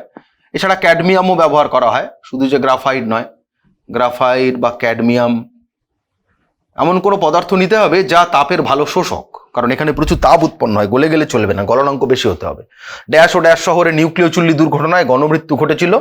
শহর দুটোর নাম আমি একটু নিচে লিখে দিচ্ছি, চেরনোবিল আর ফুকুশিমা। এই দুটো শহর হচ্ছে নিউক্লিয় দুর্ঘটনার জন্য পৃথিবীতে কুখ্যাত হয়ে রয়েছে। বর্তমানে সেই কারণে নিউক্লিয় চুল্লি বানাবার সময় এই দুটো শহরের দুর্ঘটনা থেকে শিক্ষা নিয়ে আরো অনেক বেশি নিরাপত্তা জোরদার করা হয়। পারমাণবিক চুল্লিতে উৎপন্ন তাপ শক্তির উৎস হলো ড্যাশ এবং ড্যাশ। এই প্রশ্নের উত্তরটা কিন্তু দারুণ একটা কনসেপ্ট থেকে করা হয়েছে। পারমাণবিক চুল্লিতে যে শক্তি উৎপন্ন হয় মোট, তার বেশিরভাগটাই হচ্ছে পরমাণুর মধ্যে থাকা বন্ধন শক্তি, যেটা নিউক্লিয় বিভাজনের সময় ভেঙে বেরিয়ে আসছে। তাহলে 1 নম্বর হচ্ছে বন্ধন শক্তি, নিউক্লিয় বন্ধন শক্তি। দ্বিতীয় আর একটা শক্তির উৎস কিন্তু আছে, ওই যে নিয়ন্ত্রক দণ্ডগুলো ব্যবহার করা হচ্ছে, যারা উৎপন্ন নিউট্রনগুলোকে শোষণ করে নেয়, নিয়ে প্রক্রিয়াটাকে স্লো করে দিচ্ছে, প্রক্রিয়াটাকে যারা স্লো করে দেয়, তারা কি করে? তারা তো যখনই নিউট্রন শোষণ করছে ওই নিউট্রনের গতিশক্তিগুলো তাপ শক্তিতে রূপান্তরিত হয়ে যাচ্ছে। তাই দ্বিতীয় হচ্ছে নিউট্রন শোষণের ফলে উৎপন্ন তাপ শক্তি। তোমরা এখানে অবশ্য হ্যাঁ ঠিক আছে এটা লিখতে পারবে, নিউট্রন শোষণে উৎপন্ন তাপ শক্তি। এই দুটো হচ্ছে পারমাণবিক চুল্লিতে উৎপন্ন তাপ শক্তির প্রধান উৎস। একটা শক্তি হচ্ছে নিউক্লিয়াসের বন্ধন শক্তি, যেটা ওই 200 মেগা ইলেকট্রন ভোল্ট দেখালাম, ওটা ভেঙে বেরিয়ে আসছে নিউক্লিয়াস ভেঙে। আর একটা হচ্ছে এই যে নিউট্রন শোষণের ফলে উৎপন্ন যে তাপ শক্তি, সেটা 1 AMU ভর সম্পূর্ণরূপে শক্তিতে পরিণত হলে প্রায় ড্যাশ মেগা ইলেকট্রন ভোল্ট শক্তি উৎপন্ন হয়। এটা মুখস্থ রাখবে যে 931 ফিগারটা। 1 AMU ভর অর্থাৎ 1 পারমাণবিক ভর একক পরিমাণ ভর সম্পূর্ণ যদি শক্তিতে পরিণত হয় তাহলে 931 মেগা ইলেকট্রন ভোল্ট শক্তি সৃষ্টি করে। পরবর্তী প্রশ্ন 18 নম্বর প্রশ্ন রয়েছে, কার্বনের তেজস্ক্রিয় আইসোটোপ হলো। কার্বনের তেজস্ক্রিয় আইসোটোপ হচ্ছে এটা 6C14। কার্বন 14 আইসোটোপও বলা হয়, C14 লেখে তোমরা পারমাণবিক ক্রমাঙ্কটাও লিখে দেবে। 19 নম্বর প্রশ্নে চলে যাই, আলফা রশ্মির একটি প্রকৃষ্ট উৎস হলো। মনে রাখবে যে ইউরেনিয়াম 238, আরো আছে, প্লুটোনিয়াম আছে। আলফা এর থেকে আলফা কণার পরিমাণ বেশি, নিঃসরণের পরিমাণ। বিটাও নিঃসরণ হয়, তবে তার পরিমাণটা তুলনামূলক কম। 20 নম্বর প্রশ্নে হচ্ছে কি বলছে না, বিটা রশ্মির একটি প্রকৃষ্ট উৎস হলো, মানে এমন কণা বলতে হবে যেখান থেকে বিটা রশ্মি বেশি নির্গত হয়। এরকম উদাহরণ কি আছে? আমরা জানি যে দুটো হতে পারে, লিখতে পারো লেড 210 লিখবে, লেড 82, 210, এটা হচ্ছে এর থেকে বিটা কণা নির্গত হয়। তাহলে এই গেল আমাদের শূন্যস্থান পূরণ জাতীয় প্রশ্নের আলোচনা। এবার আমরা আরেক রকমের প্রশ্নোত্তরের আলোচনা দেখে নেব। চলো আমরা দেখি যে সত্য মিথ্যা নির্বাচন করো এই জাতীয় কি কি প্রশ্ন এই অধ্যায়ে আসতে পারে। শুরু করছি তাহলে। প্রথম প্রশ্ন, একটি নিউক্লিয়াস থেকে একটি আলফা কণা নির্গত হলে উহার ভর সংখ্যা 4 একক ও পারমাণবিক সংখ্যা 2 একক কমে যায়। তো এটা তো ঠিকই আছে, কারণ এটা সডিফাজানের সরণ সূত্র, তাহলে এই বিবৃতিটা সত্য বিবৃতি। চলে যাই পরের প্রশ্নে, একটি নিউক্লিয়াস থেকে একটি বিটা কণা নির্গত হলে উহার ভর সংখ্যা ও পারমাণবিক সংখ্যা 1 একক করে বৃদ্ধি পায়। বুঝতেই পারছো সডিফাজানের সরণ সূত্র অনুযায়ী এটা ভুল তথ্য দেওয়া রয়েছে, এই বিবৃতি মিথ্যা। কেন মিথ্যা? কারণ এই পারমাণবিক সংখ্যা 1 একক বৃদ্ধি পায় এটা ঠিক আছে, কিন্তু ভর সংখ্যাও বলে দিয়েছে এর সঙ্গে, এইটা বাড়ে না, ভর সংখ্যা তো স্থির থাকে আমরা জানি। চলে যাই 23 নম্বর প্রশ্নে, একটি নিউক্লিয়াস থেকে পরপর একটি আলফা ও দুটি বিটা কণা নিঃসৃত হলে একটি আইসোটোপ উৎপন্ন হয়। বড় প্রশ্ন আলোচনার সঙ্গে কিন্তু আমরা এই প্রশ্ন আলোচনা করব। তাহলে এটা সত্যি লেখা আছে, এই বিবৃতিটা সত্য, ঠিক আছে। চলে যাচ্ছি পরের প্রশ্নে, কেমোথেরাপির কাজে I-131 আইসোটোপ ব্যবহৃত হয়, এই তথ্যটা ভুল। কেমোথেরাপির কাছে কোবাল্ট-60 আইসোটোপের ব্যবহার আছে, I-131 নয়। তাহলে এখানে কিন্তু বিবৃতিটা মিথ্যা হলো। কেমন মিথ্যা ছিল, আমি সঠিক জিনিসটা লিখে দিলাম এখানে। পরের প্রশ্নে চলে যাই, সর্বাধিক সংখ্যক তেজস্ক্রিয় আইসোটোপ আছে পোলোনিয়াম মৌলের, এটা সত্যি। সর্বাধিক সংখ্যক আইসোটোপ যদি বলে সেটা টিন, কিন্তু টিনের সব আইসোটোপ তেজস্ক্রিয় না। পোলোনিয়ামের বেশিরভাগ আইসোটোপই তেজস্ক্রিয় এবং সর্বাধিক সংখ্যক তেজস্ক্রিয় আইসোটোপ আছে এই মৌলটারই, সুতরাং এটা হচ্ছে সঠিক আছে এই বক্তব্যটা, এটা হচ্ছে সত্য। মেরি কুরি প্রথম এই মৌলটাই আবিষ্কার করেছিলেন এবং তার নিজের দেশ পোল্যান্ড তার নামে এই নামকরণটা করেছিলেন। চলে যাই 26 নম্বর প্রশ্নে, নিউক্লিয় বিভাজন অপেক্ষা নিউক্লিয় সংযোজনে বেশি শক্তি উৎপন্ন হয়। হ্যাঁ, একথা সত্য যে নিউক্লিয় বিভাজন অপেক্ষা নিউক্লিয় সংযোজনে অনেক বেশি শক্তির উদ্ভব ঘটে। এর কারণ কি? এর কারণ হচ্ছে নিউক্লিয় বিভাজনে ভাবে দেখো, ইউরেনিয়াম যার ভর সংখ্যা 236 সেইটা বিভাজন হয়ে 200 মেগা ইলেকট্রন ভোল্ট শক্তি উৎপন্ন হচ্ছে। তাহলে আমরা মনে করতে পারি 236 AMU ভর থেকে একক ভর থেকে 200 মেগা ইলেকট্রন ভোল্ট শক্তি উৎপন্ন করছে। তাহলে 1 একক ভর থেকে উৎপন্ন শক্তির পরিমাণ কত? 200/236। অন্যদিকে সংযোজনের সময় কি হচ্ছে ভেবে দেখো, 4টে হাইড্রোজেন থেকে 27 মেগা ইলেকট্রন ভোল্ট শক্তি পেয়ে যাচ্ছি আমরা। তাহলে 4 একক ভর থেকে 27 মেগা ইলেকট্রন ভোল্ট পাচ্ছি। 1 একক ভর থেকে কত পাবো? 27/4, অর্থাৎ প্রায় 4×7 = 7 মেগা ইলেকট্রন ভোল্ট করে শক্তি পাওয়া যাচ্ছে প্রতি একক ভর থেকে, অনেক বেশি। এখানে সংখ্যাটা 1-এর চেয়ে কম, <1, এখানে সংখ্যাটা দেখো কত বেশি। সুতরাং নিউক্লিয় সংযোজনে বেশি শক্তি উৎপন্ন হয়, এ কথাটা একদমই সত্যি। আসলাম 27 নম্বর প্রশ্নে, নিউক্লিয় বিভাজন অপেক্ষা নিউক্লিয় সংযোজন সংগঠন করাতে বেশি উষ্ণতার দরকার হয়। এটাও সত্য এই বিবৃতি, কারণ নিউক্লিয় সংযোজন ঘটাতে অনেক শক্তি দরকার হয় এবং উষ্ণতার মাত্রা প্রায় 10⁷ কেলভিন এরকম রাখতে হয়। আসছে 28 নম্বর প্রশ্নে, ইউরেনিয়ামের নিউক্লিয়াস প্রতি নিউক্লিয়ন বন্ধন শক্তি সর্বোচ্চ হয়। না, একথা ভুল। নিউক্লিয়াস প্রতি বন্ধন শক্তি সবচাইতে বেশি হয় লোহার, ইউরেনিয়ামের তার চেয়ে অনেক কম। তাহলে সঠিক উত্তরটা হওয়া উচিত ছিল ইউরেনিয়াম নয়, লোহা। যদি এইটা লোহা থাকলে বিবৃতিটা সত্য হতো। 29 নম্বর প্রশ্নে আসছি যে কোন নিউক্লিয়াসের ভর উহার নিউক্লিয়নগুলির মোট ভরের তুলনায় বেশি হয়। এখানে আমরা ভর ত্রুটির যে ধারণা সেখান থেকে প্রশ্নটা করা হয়েছে।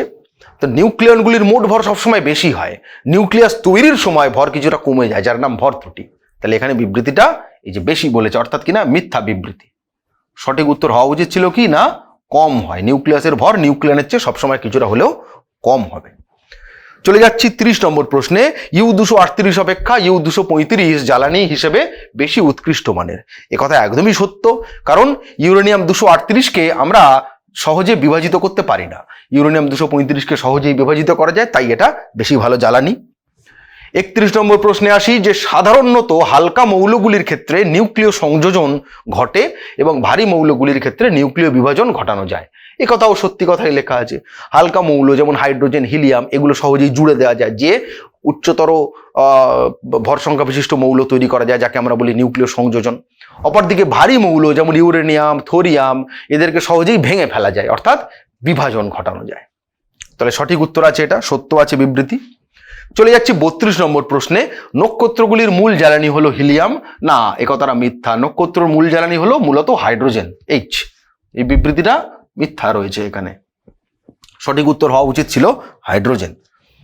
তাহলে আমরা এবার চলে আসছি, দেখো এক কথায় উত্তর দাও জাতীয় প্রশ্নে। আমরা সত্য মিথ্যা তো দেখে নিলাম, এই এক কথায় উত্তর দাও প্রশ্নগুলো এবার দেখে নি। চলো শুরু করি। তেজস্ক্রিয়তার ঘটনা প্রথম আবিষ্কার কে করেন? তো মনে রাখবে, তেজস্ক্রিয়তার ঘটনা প্রথম আবিষ্কার করেন হেনরি বেকেরেল। কিন্তু উনি তেজস্ক্রিয়তার ঘটনা আবিষ্কার করলেও তেজস্ক্রিয় মৌল যে আলাদা কিছু হয় সে ব্যাপারে কিছু বলতে পারেননি। উনি পিচ ব্লেন্ড নামক মৌলের মধ্যে একটা বিশেষ ধর্ম লক্ষ্য করেছিলেন, যে সেটা ফিল্ম প্লেটকে কালো করে দেয়, হ্যাঁ, তারপরে স্ক্রিনের ওপর সিন্টিলেশন তৈরি করে, জিঙ্ক ফসফাইড প্লেটের ওপর ফেললে দাগ ডট উৎপন্ন করে, আলোর রেখা ইত্যাদি। কিন্তু তেজস্ক্রিয়তার ঘটনা আবিষ্কার করলেও প্রথম তেজস্ক্রিয় মৌলকে উনি আলাদা করতে পারেননি। তেজস্ক্রিয় মৌল যদি থাকতো, মানে যদি বলতো তেজস্ক্রিয় মৌলকে আবিষ্কার করেন প্রথম, তাহলে কিন্তু উত্তর হতো মেরি কুরি। মেরি কুরি প্রথম তেজস্ক্রিয় মৌল আবিষ্কার করেন এবং তার নাম, ওটার নাম ছিল হচ্ছে রেডিয়াম। রেডিয়েশন হয় ঘটনাটা, রেডিয়েশন, তাই নাম দিয়েছিলেন রেডিয়াম। পরেই উনি পোলোনিয়াম আবিষ্কার করেন, ওনার দেশের নামে নাম রাখেন, নিজের দেশের নামে। হেনরি বেকেরেল কোন যৌগে তেজস্ক্রিয়তার সন্ধান পান? সঠিক উত্তর হচ্ছে পিচ ব্লেন্ড। পিচ ব্লেন্ড হচ্ছে রেডিয়ামেরই একটা যৌগ। পিচ ব্লেন্ড কি? পিচ ব্লেন্ড বলবে যে রেডিয়ামের একটা যৌগ, বললেই হবে। এটা হচ্ছে পিচ ব্লেন্ড। আমরা চলে আসছি পরবর্তী প্রশ্নে। রেডিয়াম ও পোলোনিয়াম আবিষ্কার করেন কে? এর উত্তর অলরেডি বলে দিলাম, না, মেরি কুরি। ঠিক আছে, চলে যাচ্ছি পরের প্রশ্নে। তেজস্ক্রিয় রশ্মিগুলি কি কি? তোমরা জানো যে আলফা, বিটা এবং গামা, এগুলোকে আমরা তেজস্ক্রিয় রশ্মি বলি।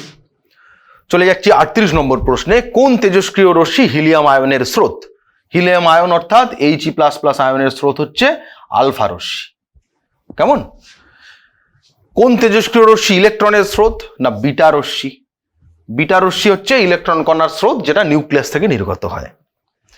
40 নম্বর প্রশ্নে রয়েছে কোন তেজস্ক্রিয় রশ্মি তড়িৎ চুম্বকীয় তরঙ্গ? না, গামা রশ্মি। ইনফ্যাক্ট গামা রশ্মির যে কম্পাঙ্ক, সেটা বাকি যত তড়িৎ চুম্বকীয় তরঙ্গ আছে, মানে সাধারণ আলো বা তোমার রেডিও ওয়েভ বা মাইক্রোওয়েভ, ইউভি রশ্মি, অতিবেগুনি রশ্মি, এদের সবার চাইতে বেশি, অর্থাৎ এর কম্পাঙ্ক সর্বাধিক। এই তথ্যগুলো সঙ্গে সঙ্গে একটু মনে রাখা দরকার। তড়িৎচুম্বকীয় তরঙ্গ তো বটে, কিন্তু সবচেয়ে বেশি কম্পাঙ্ক বিশিষ্ট তড়িৎচুম্বকীয় তরঙ্গ, তাই ভেদন ক্ষমতাও সর্বাধিক, মানব কোষের পক্ষে ক্ষতিকারক। কোন তেজস্ক্রিয় বিকিরণ ফটোগ্রাফিক প্লেটকে কালো করে দেয়? সবগুলো, আলফা, বিটা, গামা, প্রত্যেকেরই ফটোগ্রাফিক প্লেটে পড়লে ফটোগ্রাফিক প্লেটটা তার রঙের পরিবর্তন হয়, প্রভাব বিস্তার করে। পুরানো কাঠের নমুনার বয়স জানতে কোন তেজস্ক্রিয় আইসোটোপ ব্যবহৃত হয়? এর উত্তর হচ্ছে কার্বন 14। গাছের মধ্যে কার্বন 14 আইসোটোপ থাকে, এমনি প্রকৃতিতে কার্বন 12 আর কার্বন 14 আইসোটোপ মিশে থাকে। তো যত পুরনো নমুনা হয় তত তাতে C14 আর C12 এর অনুপাতের পরিবর্তন ঘটে, কারণ কার্বন 14 হচ্ছে তেজস্ক্রিয়, তাই ক্ষয় পেতে থাকে। C12 তো তেজস্ক্রিয় নয়, ক্ষয় পায় না। ওই অনুপাত ধারণা করে আগে কত ছিল আর এখন কত, সেটা থেকে বুঝতে পারা যায় যে ওটার বয়স কত। চলে যাচ্ছি 43 নম্বর প্রশ্নে। ভর ত্রুটি কখন ঘটে? এর উত্তর তো জানো, ভর ত্রুটি ঘটে নিউক্লিয়াস গঠনের সময়। যখনই কোনো নিউক্লিয়াস গঠন হবে তখন ভর ত্রুটি ঘটবে। আর ভর অতিরিক্ত কখন ঘটে? ভর অতিরিক্ত ভর থেকে যায় নিউক্লিয়াসের মধ্যে যখন আলফা বা বিটা কণা নির্গত হয়। ঠিক আছে, এর বিপরীতটাও মনে রাখবে। 44 নম্বর প্রশ্নে পড়ছি কি যে ভর ত্রুটিতে হ্রাসপ্রাপ্ত ভরের কি পরিণতি হয়? তবে হ্রাসপ্রাপ্ত ভর কি হয়? আইনস্টাইনের সূত্র অনুযায়ী হ্রাসপ্রাপ্ত ভরটা নিউক্লিয়াসের বন্ধন শক্তিতে পরিণত হয়। তাহলে আমরা বলবো হ্রাসপ্রাপ্ত ঘষের পরিণতি কি হয়? না, ওই হ্রাসপ্রাপ্ত ভর নিউক্লিয়াসের বন্ধন শক্তিতে পরিণত হয়। এই বন্ধন শক্তি প্রতি নিউক্লিয়ন যার যত বেশি, সে তত বেশি স্থায়ী। আর নিউক্লিয় শক্তির পরিমাণ যার মধ্যে যত বেশি কম, সে তত অস্থায়ী, মানে তাকে পর নিউক্লিয় বিক্রিয়া ঘটানো সোজা তার। এইটা হচ্ছে আমাদের, পেয়ে গেলাম এই প্রশ্নের উত্তর। এরপর আমরা আসছি ভর ত্রুটি ও বন্ধন শক্তির সম্পর্কটি লেখো। তা ভর ত্রুটির পরিমাণ যদি ডেল্টা এম হয় আর বন্ধন শক্তির পরিমাণ যদি বিই হয়, আমরা জানি বিই সমান সমান আইনস্টাইনের তত্ত্ব অনুযায়ী delta M into C square. এটা হচ্ছে ভর ত্রুটি ও বন্ধন শক্তির সম্পর্ক। চলে আসছি 46 নম্বর প্রশ্নে। নিউক্লিয়াসের মোট বন্ধন শক্তি অপেক্ষা প্রতি নিউক্লিয়ন বন্ধন শক্তি বেশি গুরুত্বপূর্ণ কেন? এর কারণ হচ্ছে প্রতি নিউক্লিয়ন বন্ধন শক্তি দিয়ে বোঝা যায় যে ওই নিউক্লিয়নটা সত্যিকারের নিউক্লিয়াসটা সত্যিকারের কতটা স্থায়ী। মোট বন্ধন শক্তি দিয়ে কিন্তু কিছুই বোঝা যায় না। যদি আমি একটা উদাহরণ দিই, মনে করো ধরো একটা পদার্থ আছে, একটা ধরো এক্স মৌল আছে, তার মোট নিউক্লিয়নের সংখ্যা হচ্ছে 10, ঠিক আছে, আর ধরা যাক এর বন্ধন শক্তি হলো 60 মেগা ইলেকট্রন ভোল্ট। জাস্ট একটা কথার কথা বলছি, এটা কোনো পার্টিকুলার হতেই হবে মানে নেই। মনে করছি একটা 10টা নিউক্লিয়ন আছে মোট, তার বন্ধন শক্তি 60 মেগা ইলেকট্রন ভোল্ট। তাহলে বন্ধন শক্তি প্রতি নিউক্লিয়ন, এটা হচ্ছে এর ভর সংখ্যা এ, তাহলে বন্ধন শক্তি প্রতি নিউক্লিয়ন এর হলো কত, 60/10 অর্থাৎ 6। আর একটা মৌল মনে করো ওয়াই আছে, এর বন্ধন শক্তি প্রতি নিউক্লিয়ন বার করব, এর ধরো ভর সংখ্যা 20, আর বন্ধন শক্তি প্রতি নিউক্লিয়ন মনে করো 100 মেগা, মোট বন্ধন শক্তি মনে করো 100 মেগা ইলেকট্রন ভোল্ট। তাহলে এর ক্ষেত্রে বন্ধন শক্তি প্রতি নিউক্লিয়ন সমান সমান হবে কত, 100/20 অর্থাৎ 5 মেগা ইলেকট্রন ভোল্ট। তাহলে লক্ষ্য করো এক্স আর ওয়াই মৌলের মধ্যে মোট বন্ধন শক্তি কার বেশি হলো, না ওয়াই মৌলের, 100 মেগা ইলেকট্রন ভোল্ট 60-এর চাইতে বড়। কিন্তু প্রতি নিউক্লিয়ন বন্ধন শক্তি কার বেশি, না এক্স এর মধ্যে বেশি। সুতরাং এক্স মৌলটা অধিকতর স্থায়ী হবে, অর্থাৎ সহজে একে নিউক্লিয় বিক্রিয়া ঘটানো যাবে না।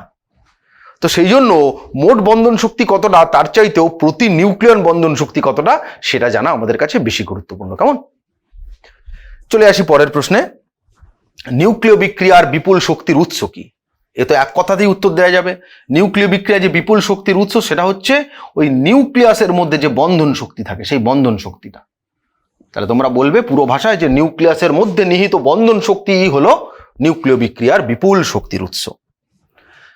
পরবর্তী প্রশ্নে চলে যাই। পরমাণুর কোন অংশ থেকে তেজস্ক্রিয় বিকিরণ ঘটে? তোমরা জানো পরমাণু দুটো অংশ, একটা হচ্ছে তার নিউক্লিয়াস আর একটা হচ্ছে তার বাইরের কক্ষ যেখানে ইলেকট্রনটা থাকে। তো ওই নিউক্লিয়াস থেকেই যেহেতু বিকিরণ ঘটে, তাই কোন অংশ থেকে বিকিরণটা ঘটে?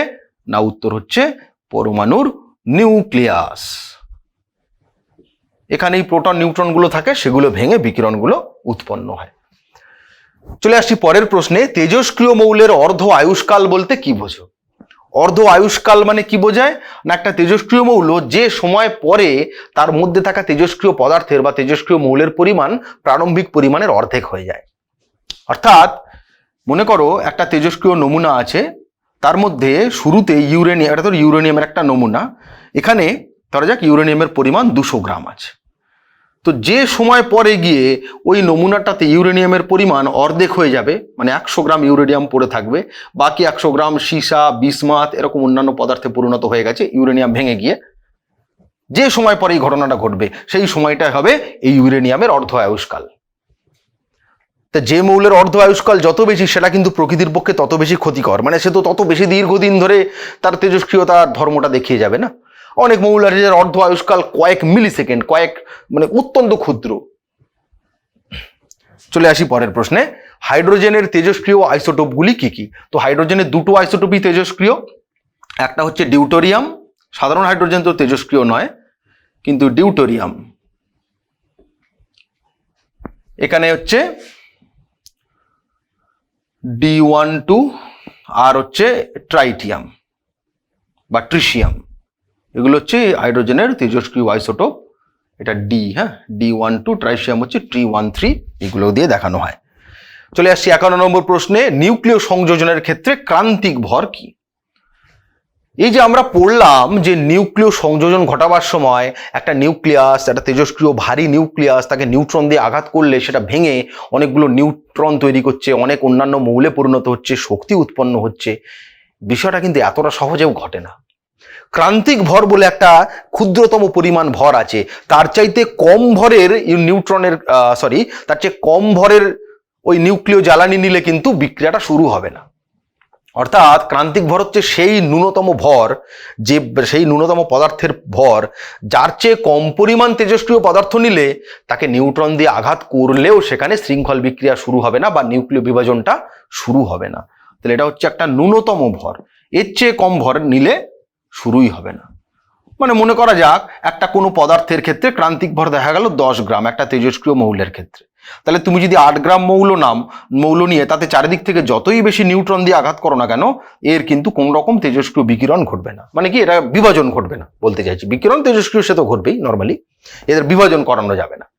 মিনিমাম এই 10 গ্রাম নিলে তবেই তার বিভাজনটা শুরু হবে। এটাকেই আমরা বলছি ওই মৌলের ক্রান্তিক ভর। 52 নম্বর প্রশ্নে যাই।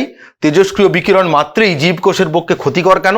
কারণ তেজস্ক্রিয় বিকিরণগুলো হচ্ছে এদের ভেদন ক্ষমতা আছে, এরা ভেদনক্ষম, জীবকোষে ভেদ করতে পারে, এবং এদের যে শক্তি সেটা তখন তাপ শক্তিতে পরিণত হয়ে জীবকোষের ক্ষতি করে।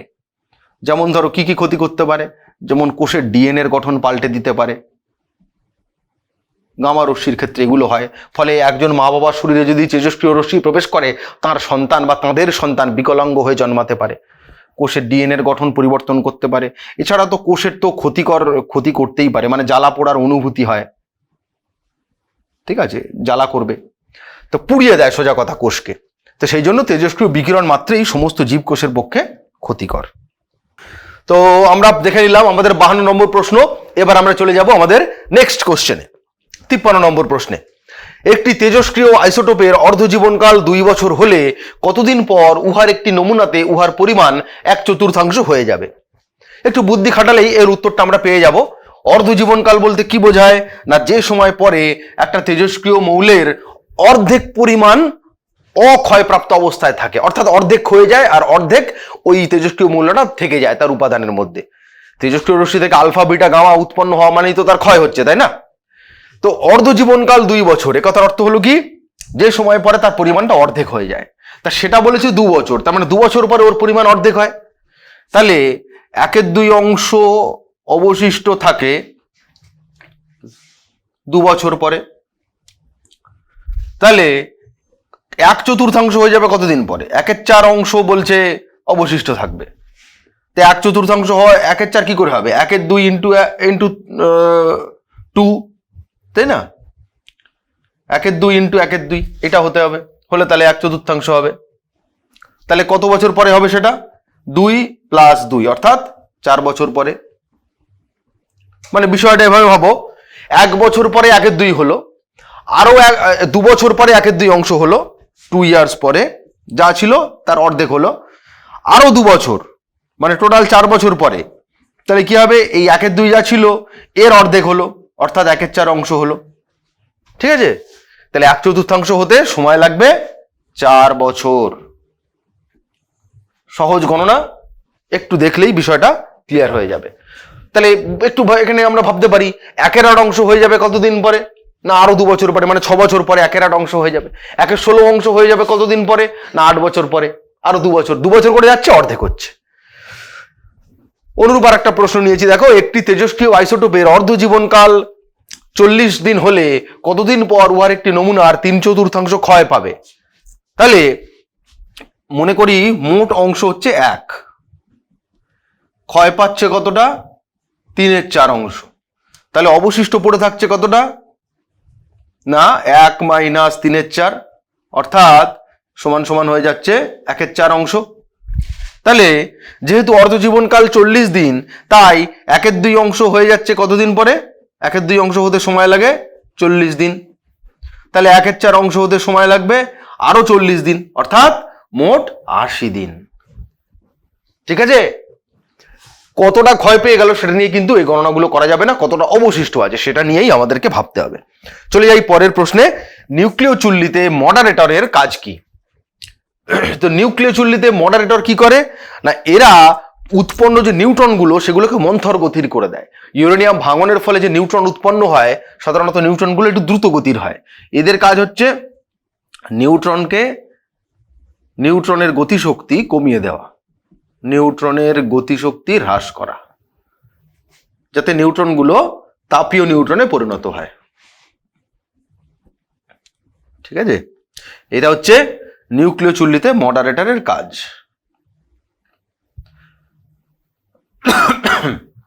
চলে যাচ্ছি পরের প্রশ্নে।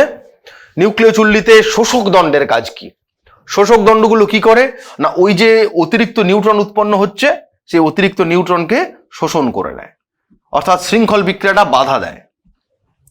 একটা করে নিউট্রন দিয়ে আঘাত করলে 3টে করে নিউট্রন হয়, বিক্রিয়াটা চলতে থাকলে শৃঙ্খল বিক্রিয়া হয়ে বিস্ফোরণ ঘটে যেত। সেটা যাতে না হয়, অতিরিক্ত নিউট্রনকে এরা শোষণ করে নেয়। এই হচ্ছে শোষক দণ্ডের কাজ। চলে আসছি পরের প্রশ্নে। দুটি উত্তম নিউক্লিয় জ্বালানির নাম করো। তো একটা হচ্ছে প্লুটোনিয়াম মানে যে দুটো সবচেয়ে ব্যবহৃত হয় পৃথিবীতে বিভিন্ন স্থানে, একটা হচ্ছে প্লুটোনিয়াম 239 আর একটা হচ্ছে ইউরেনিয়াম 235। চলে আসছে 58 নম্বরে, একটি ইউরেনিয়াম 235কে পরমাণুকে ধীর গতির নিউট্রন দ্বারা আঘাত করলে উহা বিভাজন ঘটে কি কি মৌল উৎপন্ন হয়? তো নিউক্লিয় বিভাজনের বিক্রিয়াটা মনে রাখলেই হয়ে যাবে। ইউরেনিয়াম 235 একে যখন একটা নিউট্রন দিয়ে আঘাত করা হয় উৎপন্ন হয় বেরিয়াম এবং ক্রিপ্টন। ঠিক আছে, মৌলগুলোর নাম বেরিয়াম আর ক্রিপ্টন। চলে আসি 59 নম্বরে, হাইড্রোজেন নিউক্লিয়াসের সংযোজনের ফলে কি উৎপন্ন হয়? না হিলিয়াম। হাইড্রোজেন হাইড্রোজেন সংযোজিত হয়ে উৎপন্ন করে হিলিয়াম।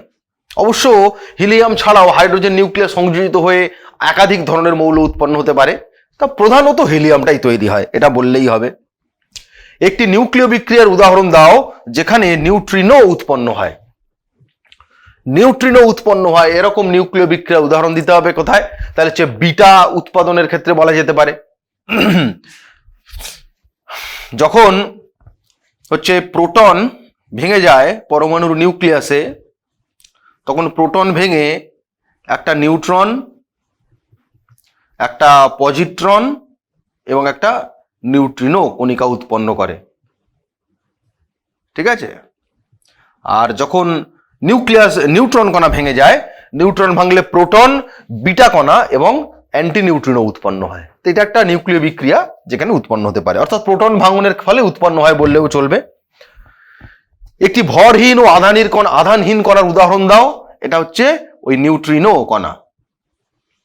এটা আদি পারমাণবিক কণার মধ্যে পড়ে না, এর হচ্ছে ভরও নেই আধান নেই, কিন্তু ভরবেগ আছে। চলে যাচ্ছি পরের প্রশ্নে। হেনরি বেকেরেল কোন যৌগে প্রথম তেজস্ক্রিয়তার সন্ধান পান? তো হেনরি বেকেরেল যে যৌগে তেজস্ক্রিয়তার সন্ধান পান সেই যৌগটার নাম হচ্ছে পটাশিয়াম ইউরেনাইল সালফেট। এই যৌগের মধ্যে উনি প্রথম তেজস্ক্রিয়তার সন্ধান পান। ঠিক আছে, পরের প্রশ্নে চলে আসছি। মেরিক ও পিয়ের কুরি কোন যৌগে রেডিয়াম ও পোলোনিয়ামের সন্ধান পান? এই যৌগটার নাম ছিল পিচ ব্লেন্ড। অ্যাকচুয়ালি এটা হচ্ছে ইউরেনিয়ামের একটা আকরিক, ইউরেনিয়াম অক্সাইড থাকে এর মধ্যে, কিন্তু তাছাড়াও রেডিয়াম ও পোলোনিয়ামও ওর মধ্যে উপস্থিত থাকে। ওরা ইউরেনিয়ামের আকরিক নিয়ে কাজ করতে গিয়েই এইগুলো সন্ধান পেয়েছিলেন। চলে আসছি 64 নম্বর প্রশ্নে। রেডিও আইসোটোপ কি? রেডিও আইসোটোপ মানে এমন অনেক মৌল আছে যে যাদের মধ্যে তেজস্ক্রিয়তা দেখা যায় না, কিন্তু তাদের আইসোটোপ তেজস্ক্রিয়। যেমন ধরো ফসফরাস। ফসফরাস এর যদি আমরা দেখি sodium, magnesium, aluminium, silicon, phosphorus মানে 1531। এটা হচ্ছে ধরো সাধারণ ফসফরাস। এবারে এর P33 এটা একটা তেজস্ক্রিয় আইসোটোপ, P32 একটা তেজস্ক্রিয় আইসোটোপ। এরকম অনেক মৌল আছে যাদের মৌলটা নিজে হয়তো এমনি স্বাভাবিক অবস্থায় তেজস্ক্রিয় না, কিন্তু ওদের আইসোটোপ গুলো তেজস্ক্রিয়। ধরো কার্বন 6C12 এটা তেজস্ক্রিয় নয়, কিন্তু এর একটা রেডিও আইসোটোপ রয়েছে 6C14 বলা হয় থাকে। এটাকে আমরা বলবো কার্বনের রেডিও আইসোটোপ। মানে যে মৌল তাদের প্রকৃতিতে যেটা পাওয়া যায় সাধারণভাবে তারা তেজস্ক্রিয় না, কিন্তু তাদের কিছু কিছু আইসোটোপ তেজস্ক্রিয়, তাদেরই সেই তেজস্ক্রিয় আইসোটোপগুলোরই নাম রেডিও আইসোটোপ। 65 নম্বর প্রশ্নে যাই। হাইড্রোজেন বোমার মূল নীতি কি? না হাইড্রোজেন বোমা সাধারণত তৈরি করা হয়, সাধারণত কেন বলছি, হাইড্রোজেন বোমার মূল নীতি হচ্ছে নিউক্লিয় সংযোজন, যেগুলো নক্ষত্রগুলির অভ্যন্তরে ঘটে থাকে। নক্ষত্রদের মধ্যে ঘটা বিক্রিয়ার উৎস এই নিউক্লিয় সংযোজনই, তোমরা জানো। তো আমরা তাহলে কমপ্লিট করলাম আমাদের সমস্ত রকম VSAQ প্রশ্নোত্তর, অর্থাৎ এক কথায় বা একটি বাক্যে উত্তর দাও জাতীয় প্রশ্নোত্তর। এবারে আবার সেই আমাদের স্টাডি ফ্লোর কথায় চলে আসি। স্টাডি ফ্লো ঠিক রাখার জন্য সংক্ষিপ্ত থেকে আস্তে আস্তে আমরা বৃহত্তর বিভিন্ন প্রশ্নাবলী আলোচনা করি। তাহলে এরপরে আমরা কি নিয়ে আলোচনা করব? ঠিক ধরেছো, SAQ এবং LAQ জাতীয় প্রশ্নোত্তর, যেগুলোর জন্য 2 বা 3 নম্বর সাধারণত আমাদের বরাদ্দ থাকে। তাহলে এবার চলো আমরা দেখে নিই কি ধরনের 2 বা 3 নম্বরের প্রশ্ন এই চ্যাপ্টার থেকে আসতে পারে, অর্থাৎ SAQ এবং LAQ ধরনের প্রশ্ন। কেমন? আমাদের প্রথম প্রশ্ন দেখো আমরা নিয়েছি যে তেজস্ক্রিয়তার সংজ্ঞা দাও, তেজস্ক্রিয়তার দুটি বিশেষ বৈশিষ্ট্য উল্লেখ করো। তেজস্ক্রিয়তার সংজ্ঞা তো তোমরা বই থেকেই পেয়ে যাচ্ছ। তেজস্ক্রিয়তার দুটি বিশেষ বৈশিষ্ট্য ওই সংজ্ঞার মধ্যেই নিহিত আছে। অনেক বৈশিষ্ট্যর মধ্যে ধরো প্রধান প্রধান তোমরা এই বৈশিষ্ট্যগুলো চাইলে লিখতে পারো। যেমন কি ধরো নাম্বার 1 বৈশিষ্ট্য বললে যে তেজস্ক্রিয়তা একটি স্বতঃস্ফূর্ত ঘটনা। এটা একটা বিশেষ বৈশিষ্ট্য, মানে নিজে থেকেই ঘটে, কোনো রকম চাপ, তাপ, বাহ্যিক শক্তির প্রভাব দ্বারা এই তেজস্ক্রিয়তার ঘটনাটাকে পরিবর্তন করা যায় না। দ্বিতীয়ত, তেজস্ক্রিয়তার ফলে তেজস্ক্রিয় রশ্মি নির্গত হয়, যেমন হচ্ছে আলফা, বিটা এবং গামা। তোমরা জানো এগুলোকে তেজস্ক্রিয় রশ্মি বলে। তাহলে তেজস্ক্রিয় রশ্মির নির্গমন একটা বিশেষ ঘটনা। তৃতীয়ত, ওই ব্যাপারটা আলাদা করেও বলতে পারো যে স্বতঃস্ফূর্ত ঘটনা একটা পয়েন্ট করলে আরেকটা পয়েন্ট করতে পারো যে বাহ্যিক প্রভাবক দ্বারা প্রভাবিত হয় না। বাহ্যিক চাপ, তাপ বা অনুঘটক এগুলো দ্বারা কোনো রকম প্রভাব বিস্তারিত হয় না এর ওপরে।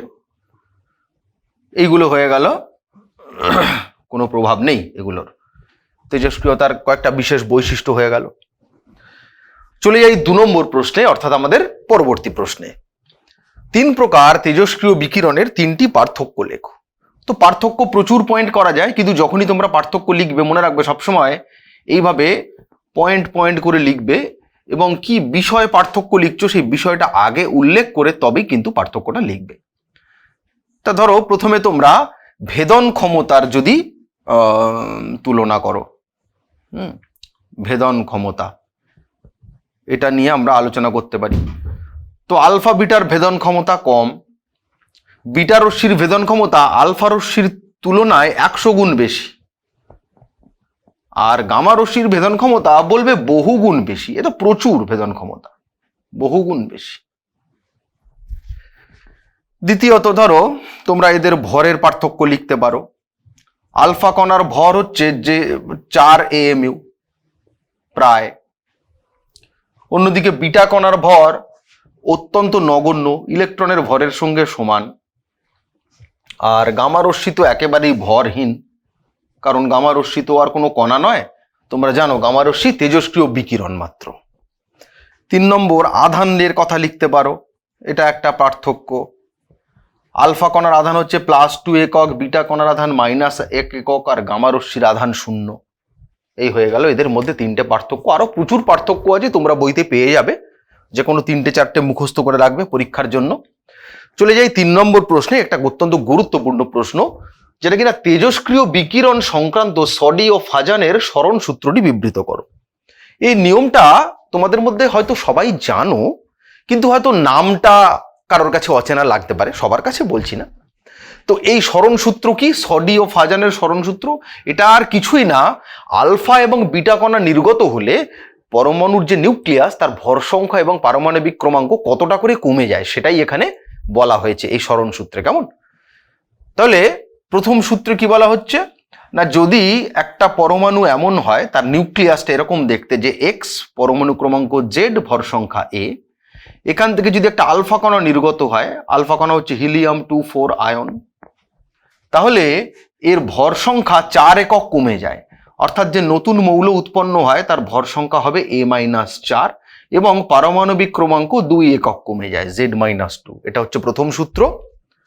আর দ্বিতীয় সূত্র বলা হচ্ছে যে যদি ওই একই পরমাণু নিউক্লিয়াস বিটা কণা নিঃসরণ করত, তাহলে যে নতুন নিউক্লিয়াস উৎপন্ন হবে তার ভর সংখ্যা একই থাকবে, শুধু পারমাণবিক ক্রমাঙ্ক 1 একক বৃদ্ধি পাবে, অর্থাৎ Z+1 হয়ে যাবে।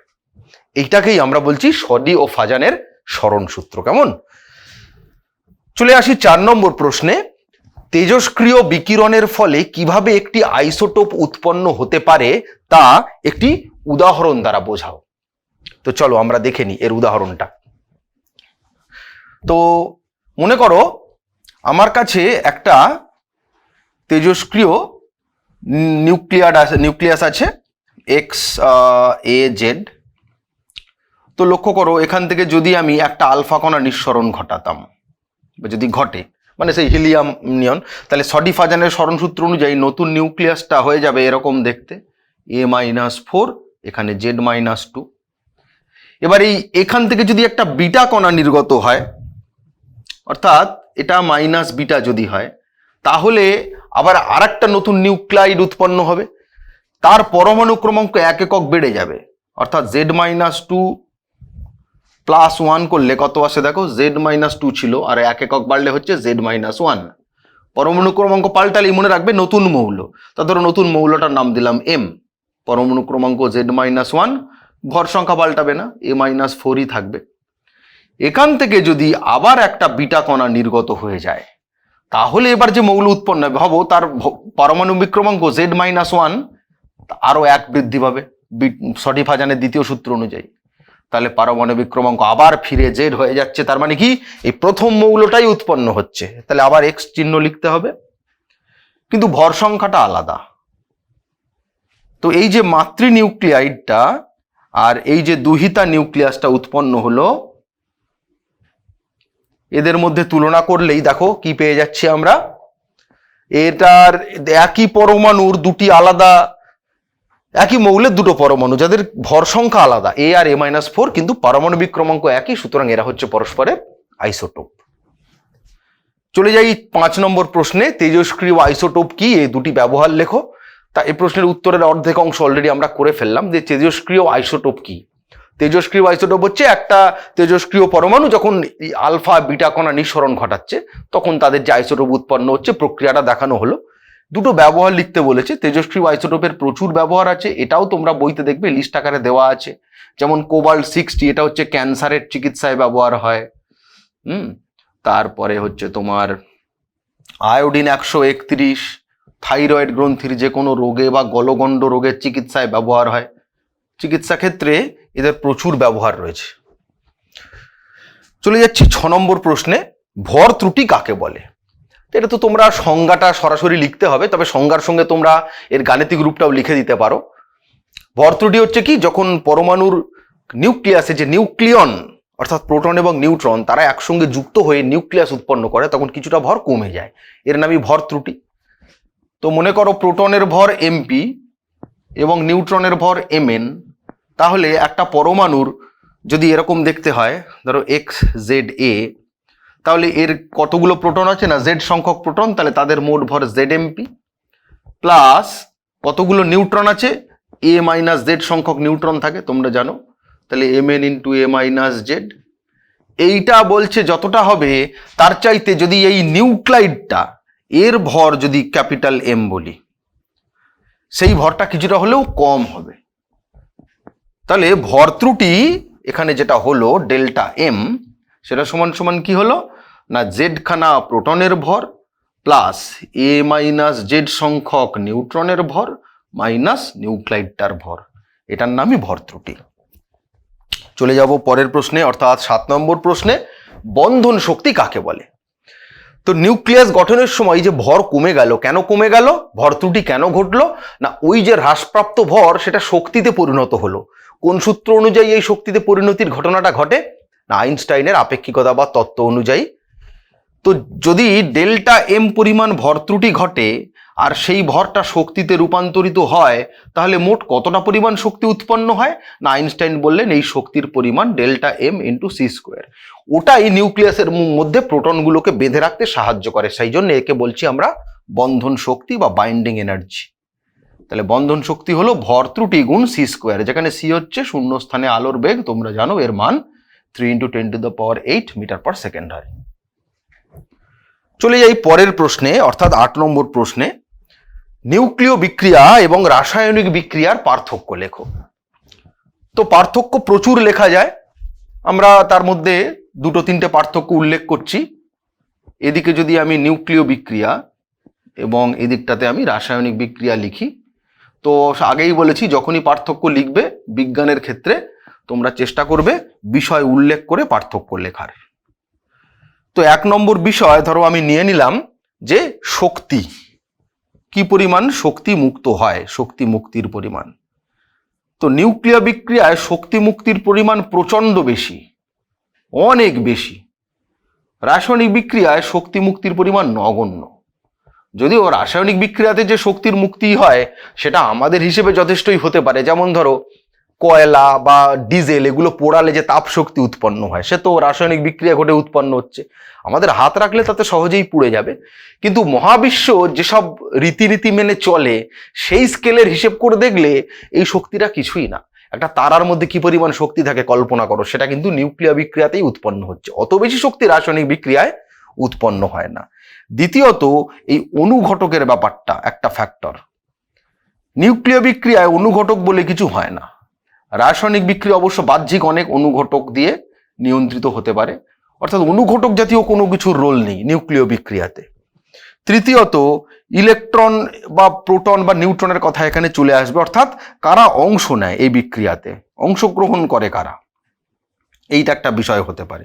তো নিউক্লিয় বিক্রিয়াতে কারা কারা অংশ নেয় না, নিউক্লিয়নগুলো, এছাড়া আরো কিছু কিছু কণা আছে তারা অংশ নিতে পারে। নিউক্লিয়ন মানে আমি প্রোটন নিউট্রনকে একসঙ্গে বোঝাচ্ছি, ওরা ছাড়াও ধরো আরো হচ্ছে কি বলবো, বিটা কণা হতে পারে, তারপরে পজিট্রন কণা হতে পারে, এরকম আরো কিছু কিছু কণা নিউক্লিয় বিক্রিয়ায় অংশ নেয়। অন্যদিকে রাসায়নিক বিক্রিয়ায় কেবলমাত্র ইলেকট্রনই অংশ নেয়। বিভিন্ন মৌলের মধ্যে রাসায়নিক বিক্রিয়া বা যৌগের মধ্যে রাসায়নিক বিক্রিয়া যখন ঘটে তখন কেবলমাত্র ইলেকট্রনেরই পুনর্বিন্যাস ঘটে। এই গেল এদের মধ্যে বেশ কয়েকটা পার্থক্য। চলে যাই পরের প্রশ্নে, 9 নম্বর প্রশ্নে, নিউক্লিয় বিভাজন বলতে কি বোঝো, উদাহরণ দাও। তো নিউক্লিয় বিভাজন তো তোমরা জানো যে একটা ভারী মৌলের নিউক্লিয়াস, তাকে যদি ধীর গতির নিউট্রন দ্বারা আঘাত করা হয় তাহলে ওই যে ভারী মৌলের নিউক্লিয়াসটা আছে না, সেই নিউক্লিয়াসটা ভেঙে যায়, ভেঙে কতকগুলো ছোট ছোট টুকরোয় বিভক্ত হয়ে যায়। এই বিক্রিয়াকে আমরা বলি নিউক্লিয় বিক্রিয়া। এবার নিউক্লিয় বিভাজন, একটা ভারী নিউক্লিয়াস থেকে ভেঙে ক্ষুদ্র ক্ষুদ্র নিউক্লিয়াস তৈরি হবে এবং তাদের ফলে সেটা শক্তির মুক্তি ঘটবে, সেই বিক্রিয়াকে বলে নিউক্লিয় বিভাজন বিক্রিয়া। এর উদাহরণ কি দেব, একটা প্রকৃষ্ট উদাহরণ হচ্ছে যখন ইউরেনিয়াম 92-235কে নিউট্রন কণিকা দ্বারা আঘাত করা হয়, N01। বিক্রিয়াটা আসলে দুটো ধাপে ঘটে। প্রথম ধাপে কি হয়, এই নিউট্রনটা ইউরেনিয়াম দ্বারা শোষিত হয়ে যায়, গিয়ে ইউরেনিয়াম 236 উৎপন্ন করে। এই ইউরেনিয়াম 236টা এবার ভেঙে গিয়ে একাধিক ধরনের বিক্রিয়া হতে পারে, তার মধ্যে মোস্ট কমন যেটা ক্রিপ্টন এবং বেরিয়াম উৎপাদন, আমি সেটা দেখাচ্ছি। তোমরা এক ধাপেও দেখাতে পারো এখান থেকে এটা, কিন্তু এভাবে দেখানোই ভালো। একবার শোষণ হলো তারপরে সেটা ভেঙে যাচ্ছে। তো কি কি উৎপন্ন হয় না, বেরিয়াম বলে একটা যৌগ তৈরি হয়, ক্রিপ্টন বলে একটা যৌগ তৈরি হয়, এই মৌল তৈরি হয়, ক্রিপ্টন, বেরিয়াম, এবং হচ্ছে 3খানা নতুন নিউট্রন উৎপন্ন হয়, আর সঙ্গে 200 মেগা ইলেকট্রন ভোল্ট শক্তি। এটা বলতে হবে। এখানে একটা বিষয় বলি, এই বেরিয়াম আর ক্রিপ্টনের ভর সংখ্যা আর পারমাণবিক ক্রমাঙ্ক কত হবে এটা খুব সহজেই তোমরা নির্ণয় করে ফেলতে পারবে। একটা ট্রিক আছে, মানে মুখস্থ করার দরকার নেই, এইটা মুখস্থ করবে ইউরেনিয়াম 92-236 থেকে কিভাবে হচ্ছে। তো ইউরেনিয়াম 236-এর যে 36, ওটা সরাসরি ক্রিপ্টনের এখানে বসিয়ে দিতে পারবো 36। তাহলে আর কত হলে এখানে 92 হবে না 56। তাহলে বেরিয়ামের পরমাণু ক্রমাঙ্ক 56। ডান দিক বাঁ দিকে পরমাণু ক্রমাঙ্ক মিলিয়ে দিলাম। এবারে ভর সংখ্যা মেলাতে হবে। ইউরেনিয়ামের যেটা পারমাণবিক ক্রমাঙ্ক ওটাকে আবার ক্রিপ্টনের ভর সংখ্যা 92, আর নিউট্রনের জন্য 3টে, 92 3 95। তাহলে বেরিয়ামের কত হবে না 236 বিয়োগ 95 করলে চলে আসছে 5 আর 1 6, 9 আর 4 13, হাতে 1, 1 আর 1 2। এরকম আরো প্রচুর ট্রিক্স আছে যেগুলো কিন্তু মনে রাখা যায় এগুলো করবার ক্ষেত্রে। এই ধরনের পারমাণবিক বিক্রিয়া মুখস্থ করতে লাগে না, কারণ এখানে অনেকগুলো মৌল, তাদের প্রতিটার পরমাণু ক্রমাঙ্ক, প্রতিটার ভর সংখ্যা মুখস্থ করার পরেও পরীক্ষায় গিয়ে একটা গুলিয়ে যাওয়ার চান্স থাকে। কিন্তু এভাবে যদি আমরা একটু নিজেদের ব্যাপারটা ভাবি, টেকনিক্যালি ভাবি, তাহলে অনেক সোজা হয়ে যায় এক্ষেত্রে মনে রাখাগুলো উদাহরণ। চলে যাচ্ছি 10 নম্বর প্রশ্নে, নিউক্লিয় সংযোজন বলতে কি বোঝো, উদাহরণ দাও। তো নিউক্লিয় সংযোজন ঠিক বিপরীত ঘটনা, অর্থাৎ কতগুলো হালকা মৌলের নিউক্লিয়াস যখন পরস্পর যুক্ত হয়ে একটা তুলনামূলক ভারী মৌল উৎপন্ন করে এবং প্রচুর শক্তির মুক্তি ঘটায়, তখন তাকে আমরা বলি নিউক্লিয় সংযোজন। এখানে কিন্তু আমি বললাম দুটো হালকা মৌলের নিউক্লিয়াস যুক্ত হয়ে তুলনামূলক ভারী নিউক্লিয়াস তৈরি করে, এমন নয় যে সেটা খুব ভারী হতে হবে, যারা যুক্ত হচ্ছে তার তুলনায় ভারী হলেই হবে। যেমন ধরো সহজ উদাহরণ, এই যে হাইড্রোজেন থেকে যে হিলিয়াম উৎপন্ন হয়, নক্ষত্রের যে শক্তি উৎপাদনের মূল বিক্রিয়া সেটা নিউক্লিয় সংযোজন, বা তোমার যে হাইড্রোজেন বোমা তারও মূল নীতি এই নিউক্লিয় সংযোজন। এর উদাহরণ দিতে হবে। তো উদাহরণ আমরা নক্ষত্রে যে বিক্রিয়া করে সেটা দিই। 4খানা হাইড্রোজেন পরস্পর যুক্ত হয়ে একটা হিলিয়াম উৎপন্ন করে, He24। খেয়াল রাখবে বাম পক্ষে মোট ভর সংখ্যা হয়েছে 4, মোট পরমাণু ক্রমাঙ্ক 4, এগুলো কিন্তু আমাকে মেলাতে হবে। তাহলে হিলিয়াম উৎপন্ন করলো, এর সঙ্গে উৎপন্ন হয় একটা পজিট্রন কণা।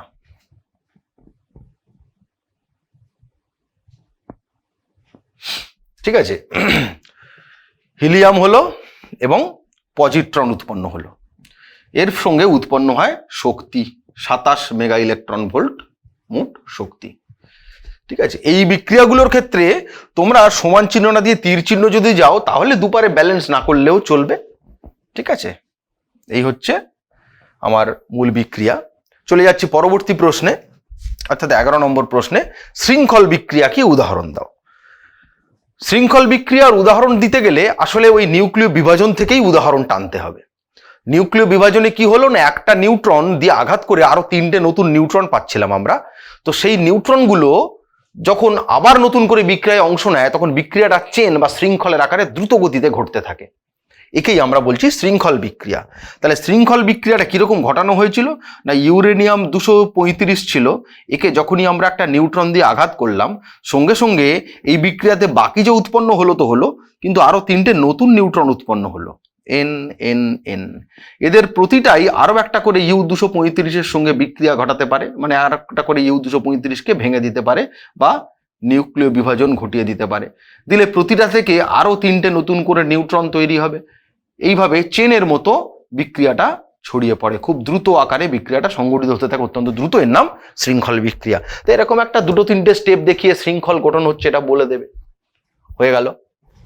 চলে যাচ্ছি 12 নম্বর প্রশ্নে।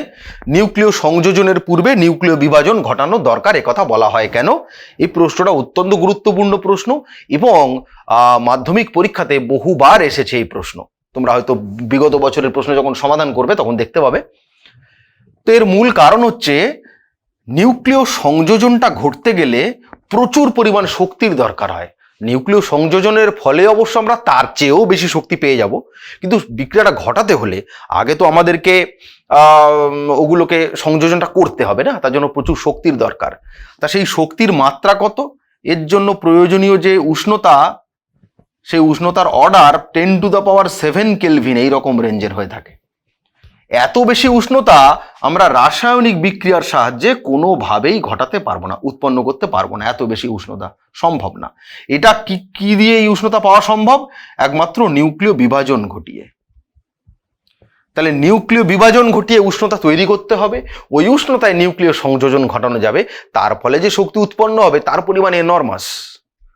আর যেসব শক্তি ব্যবহার করে পাচ্ছি আমরা তার চাইতে প্রচুর শক্তি আমরা ফেরত পেয়ে যাব, কিন্তু তার আগে শক্তিটা উৎপাদন করতে হবে। এই কারণে বলা হয় যে নিউক্লিয় সংযোজনের আগে নিউক্লিয় বিভাজন ঘটানো দরকার। চলে যাচ্ছি পরের প্রশ্নে। বিটা কণা এবং ইলেকট্রনের পার্থক্য লেখো। তো বিটা কণা এবং ইলেকট্রন আমরা বিষয় উল্লেখ করে করে এর পার্থক্য লিখব। 1 নম্বর বিষয় হচ্ছে বিটা কণার উৎস এবং ইলেকট্রনের উৎসের ব্যাপারটা। বিটা কণার উৎস কি না, পরমাণুর নিউক্লিয়াস। তেজস্ক্রিয় বিকিরণের সময় পরমাণুর নিউক্লিয়াস ভেঙে এই বিটা কণা সৃষ্টি হয়।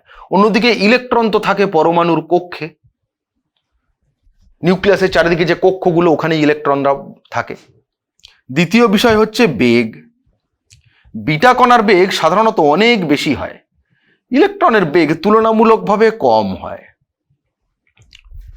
এই দুটো হচ্ছে এদের মধ্যে প্রধান পার্থক্য, মানে আচরণগত পার্থক্য। এছাড়া গঠনগত কোনো পার্থক্য নেই। বিটা কণা আসলে ইলেকট্রনই, কিন্তু উৎস আলাদা আর গতিবেগ আলাদা। চলে যাই 14 নম্বর প্রশ্নে। পরমাণুর নিউক্লিয়াসে ইলেকট্রন না থাকলেও বিটা কণা নির্গত হয় কিভাবে? এর উত্তরটা দেব আমরা এরকম ভাবে যে বিটা কণার সৃষ্টি হচ্ছে কিভাবে সেটা জানলেই হয়ে যাবে।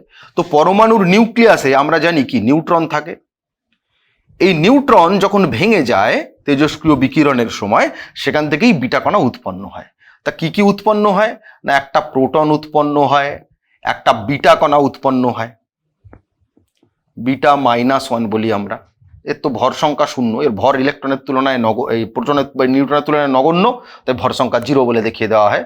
আর সঙ্গে তৈরি হয় এইরকম একটা চিহ্ন দিতে হয়, একে আমরা বলি অ্যান্টি নিউট্রিনো। তো নিউট্রন এইভাবে ভেঙে যায় পরমাণুর নিউক্লিয়াসে, এই যে ভেঙে বিটা উৎপন্ন হচ্ছে। তাহলে ইলেকট্রন ছিল না আসলে নিউক্লিয়াসে, কিন্তু নিউট্রন ভেঙে যাওয়ার ফলে ইলেকট্রনটা উৎপন্ন হলো, সেটাই হচ্ছে বিটা কণা। চলে যাই 15 নম্বর প্রশ্নে। নিয়ন্ত্রিত শৃঙ্খল বিক্রিয়া কিভাবে মানব কল্যাণে ব্যবহৃত হয়? নিয়ন্ত্রিত শৃঙ্খল বিক্রিয়া কোথায় ব্যবহার হয় সেটা তোমরা মনে করতে পারলেই এই প্রশ্নের উত্তরও লিখতে পারবে। নিয়ন্ত্রিত শৃঙ্খল বিক্রিয়া ব্যবহার হয় পারমাণবিক চুল্লিতে। তাহলে পারমাণবিক চুল্লিটা কিভাবে কাজ করে সংক্ষেপে সেটা বলতে হবে। তাহলে তোমরা বলবে যে নিয়ন্ত্রিত শৃঙ্খল বিক্রিয়া হচ্ছে পারমাণবিক চুল্লিতে ব্যবহৃত হয়, প্রথম কথা, একটা পয়েন্ট হলো। এবার এই পারমাণবিক চুল্লিতে কি করা হয় না, এতে বিদ্যুৎ উৎপাদন করা হয়, সেই বিদ্যুৎ মানুষের বিভিন্ন কল্যাণে ব্যবহৃত হয়, বিদ্যুৎ উৎপাদিত হয়। এখানে পারমাণবিক যে চেম্বার বা নিউক্লিয়ার চেম্বার, পারমাণবিক চুল্লি, তার গঠনটা সংক্ষেপে বলবে, তার কি কি অংশগুলো আর কি ওইটুকু বললেই হবে। ঠিক আছে, আর বলবে যে ওর ফলে ওর দ্বারা ওখানে তড়িৎ উৎপাদন করা হয়, সেটা অবশ্য সেই তড়িৎ চুম্বকত্ব, তোমরা তড়িৎ অধ্যায়ে যেটা পড়েছো সেই ধারণাটা ব্যবহার করবে। যেরকমভাবে জলবিদ্যুৎ তাপবিদ্যুৎ উৎপন্ন হয়, একইভাবে তড়িৎ চুম্বকীয় আবেশকে কাজে লাগিয়ে এখানে তড়িৎ উৎপাদন করা হয়। চলে যাচ্ছি 16 নম্বর প্রশ্নে। একটি তেজস্ক্রিয় আইসোটোপ আলফা ও বিটা দুই প্রকার কণা নিঃসরণ করলেই কি সেটিকে পারমাণবিক চুল্লির জ্বালানি হিসেবে ব্যবহার করা যাবে? উদাহরণ সহ ব্যাখ্যা করো। এর উত্তর হচ্ছে না। নিউক্লিয় জ্বালানি প্রচুর আছে, অর্থাৎ আলফা এবং বিটা কণা নিঃসরণ করে এরকম কণার সংখ্যা প্রচুর, কিন্তু তাদের সবাইকে আমরা ওই পারমাণবিক চুল্লির জ্বালানি হিসেবে ব্যবহার করতে পারবো না। এর কারণ কি? এর কারণ হচ্ছে, ধরা যাক এই যে ইউরেনিয়াম 238-এর কথা, এটা থেকে আলফা এবং বিটা দুরকম কণাই নিঃসরণ হয় বটে, কিন্তু এখানে একটা সমস্যা আছে। সেটা হচ্ছে এই ইউরেনিয়াম 238কে যদি আমরা ধীরগতির নিউট্রন দিয়ে আঘাত করি, নিউট্রনটা এতে শোষিত হয়ে যাবে, কিন্তু এটা সহজে ভাঙবে না, অর্থাৎ এটাকে সহজে বিভাজিত করা যায় না। তাহলে আলফা বিটা কণা নিঃসরণ হচ্ছে কিনা তার উপর আসলে ওটা পারমাণবিক চুল্লিতে ব্যবহার করা যাবে কিনা সেটা নির্ভরই করে না। পারমাণবিক চুল্লিতে ব্যবহৃত হবে কিনা, করা যাবে কিনা সেটা নির্ভর করে কি কাকে কত সহজে ভেঙে ফেলা যাবে, কার মানে নিউক্লিয় বিভাজনটা সহজে ঘটানো যায়।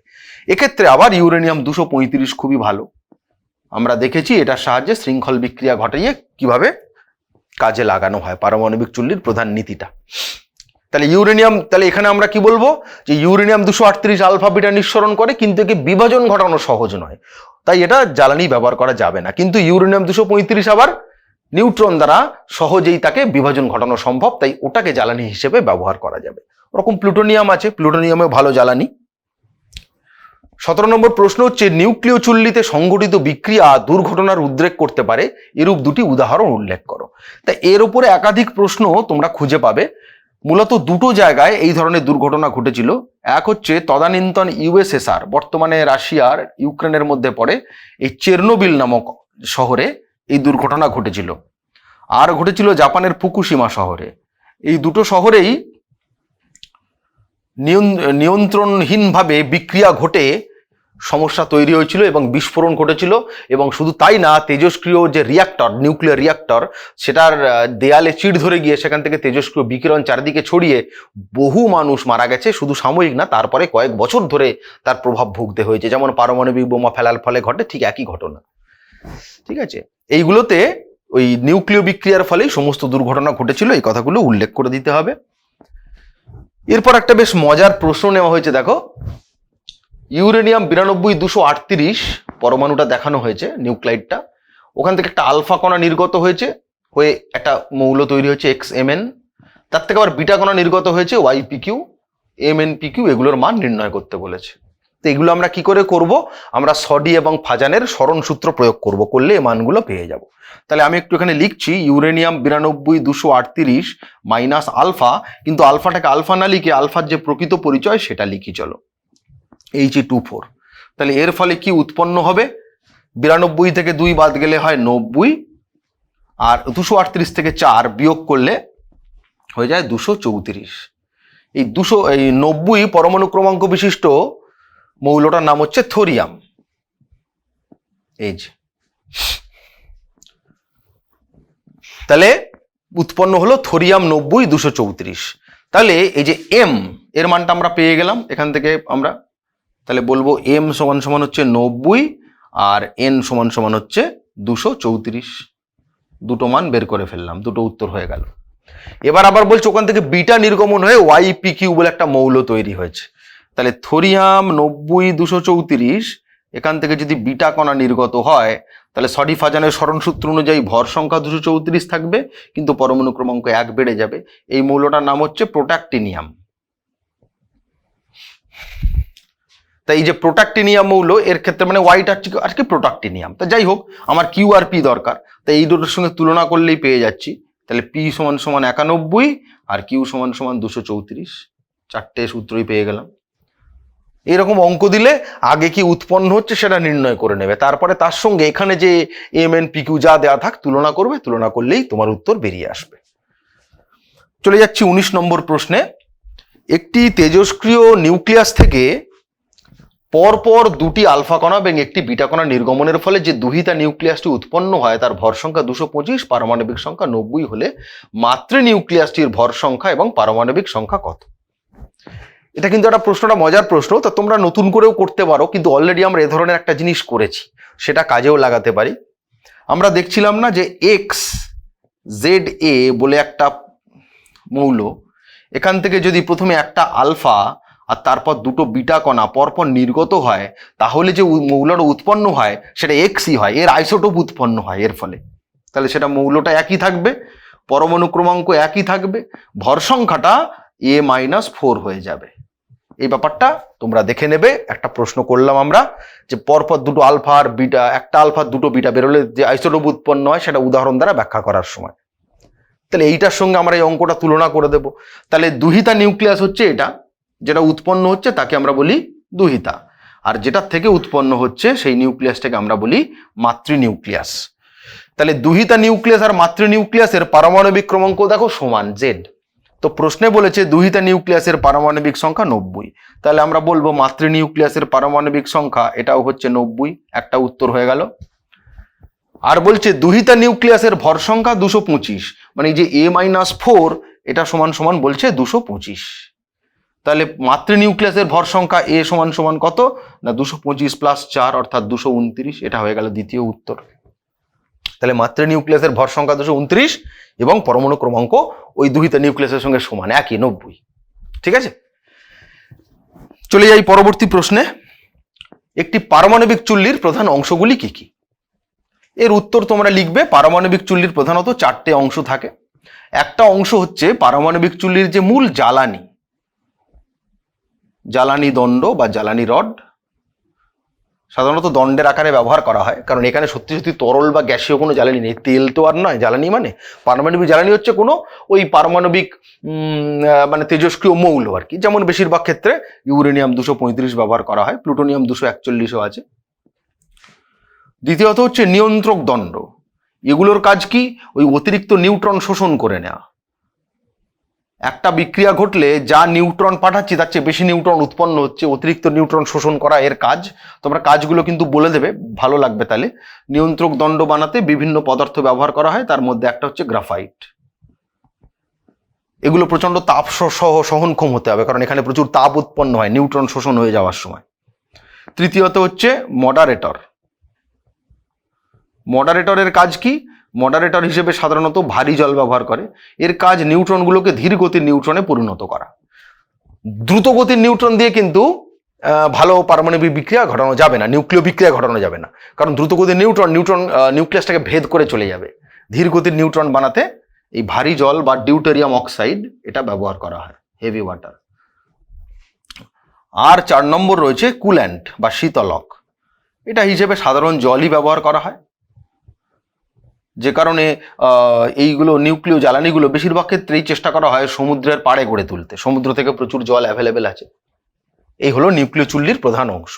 জ্বালানিগুলো থেকে ওই শক্তি উৎপন্ন হয়, নিয়ন্ত্রণ করে নিয়ন্ত্রক দণ্ড, নিউট্রনকে ধীর গতিতে পরিণত করে মডারেটর। আর কুল্যান্ট বা শীতলক এটা কি করে না, এটা ওই উৎপন্ন তাপকে শোষণ করে নেয়। সাধারণত জলটা চারিদিকে পাঠালে রিঅ্যাক্টরের চারিদিকে জলটা ওই তাপ শোষণ করে গরম হয়ে ওঠে, ফুটতে থাকে, বাষ্প হয়, সেই বাষ্প গ্যাস টারবাইনে পাঠিয়ে আমরা তড়িৎ উৎপাদন করি।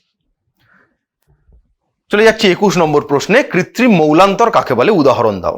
তো কৃত্রিম মৌলান্তর হচ্ছে সেই প্রক্রিয়া, যে প্রক্রিয়ায় একটা কোনো পরমাণু তাকে নিউট্রন বা প্রোটন বা আলফা কণা এই জাতীয় কোনো প্রক্ষেপক কণা বা প্রজেক্টর পার্টিকেল দ্বারা আঘাত করে নতুন আর একটা পরমাণু উৎপন্ন করা হয়। সেই প্রক্রিয়ার নাম হচ্ছে কৃত্রিম মৌলান্তর। নিউক্লিয় বিভাজন বা সংযোজনগুলোকেও কৃত্রিম মৌলান্তর ভাবা যেতে পারে, কিন্তু ওখানে বেশিরভাগ ক্ষেত্রে একটা থেকে আরেকটা উৎপন্ন হয়ে যাচ্ছে। আমরা এখানে উদ্দেশ্যমূলকভাবে একটা পরমাণু থেকে আরেকটা পরমাণু তৈরি করছি। যেমন ধরো একটা উদাহরণ দিই, অ্যালুমিনিয়াম 1327, একে যদি হিলিয়াম কণা দ্বারা আঘাত করা হয় He24, তাহলে উৎপন্ন হবে ফসফরাস 1530, আর দেখো বাঁদিকে মোট ভর সংখ্যা হচ্ছে 31 বা ডান দিকে 30, তাহলে এই ভর সংখ্যা, এই ভর ত্রুটিটা ব্যালেন্স করার জন্য উৎপন্ন হবে একটা নিউট্রন। এই এখানে অ্যালুমিনিয়াম মৌল থেকে আর্টিফিশিয়ালি কৃত্রিম মৌলান্তর বা ট্রান্সমিউটেশন প্রক্রিয়াটা ঘটিয়ে আমরা ফসফরাস বলে একটা নতুন মৌল তৈরি করা গেল। এটা ছিল একটা যুগান্তকারী আবিষ্কার। এই বিক্রিয়াটা বিশেষ গুরুত্বপূর্ণ পদার্থবিদ্যার আলোচনায়। পিয়ের কুরি এবং তার সহকর্মীরা প্রথম এই জিনিসটা আবিষ্কার করেন, এই বিক্রিয়াটা। আমরা চলে যাচ্ছি 22 নম্বর প্রশ্নে, যে তেজস্ক্রিয় বিকিরণের সময় গামা রশ্মি কেন নির্গত হয়। এখানে তোমাদের মধ্যে প্রশ্ন আসতে পারে যে আলফা রশ্মি কেন নির্গত হয়, সে প্রশ্ন কেন করা হচ্ছে না, বিটা রশ্মি কেন নির্গত হয়, সে প্রশ্ন কেন করা হচ্ছে না। ওগুলো স্বাভাবিক ধর্ম। বা আলফা একটা তো কণা, বিটা একটা কণা, নিউক্লিয়াসের মধ্যে নিউট্রন প্রোটনগুলো ভেঙে গিয়ে ওগুলো উৎপন্ন হচ্ছে। কিন্তু গামা রশ্মি তো কোনো কণা নয়, তাহলে এটা কেন উৎপন্ন হচ্ছে? এর কারণ হচ্ছে, একটা ধরো নিউক্লিয়াস, তার তো একটা নিজস্ব শক্তি আছে।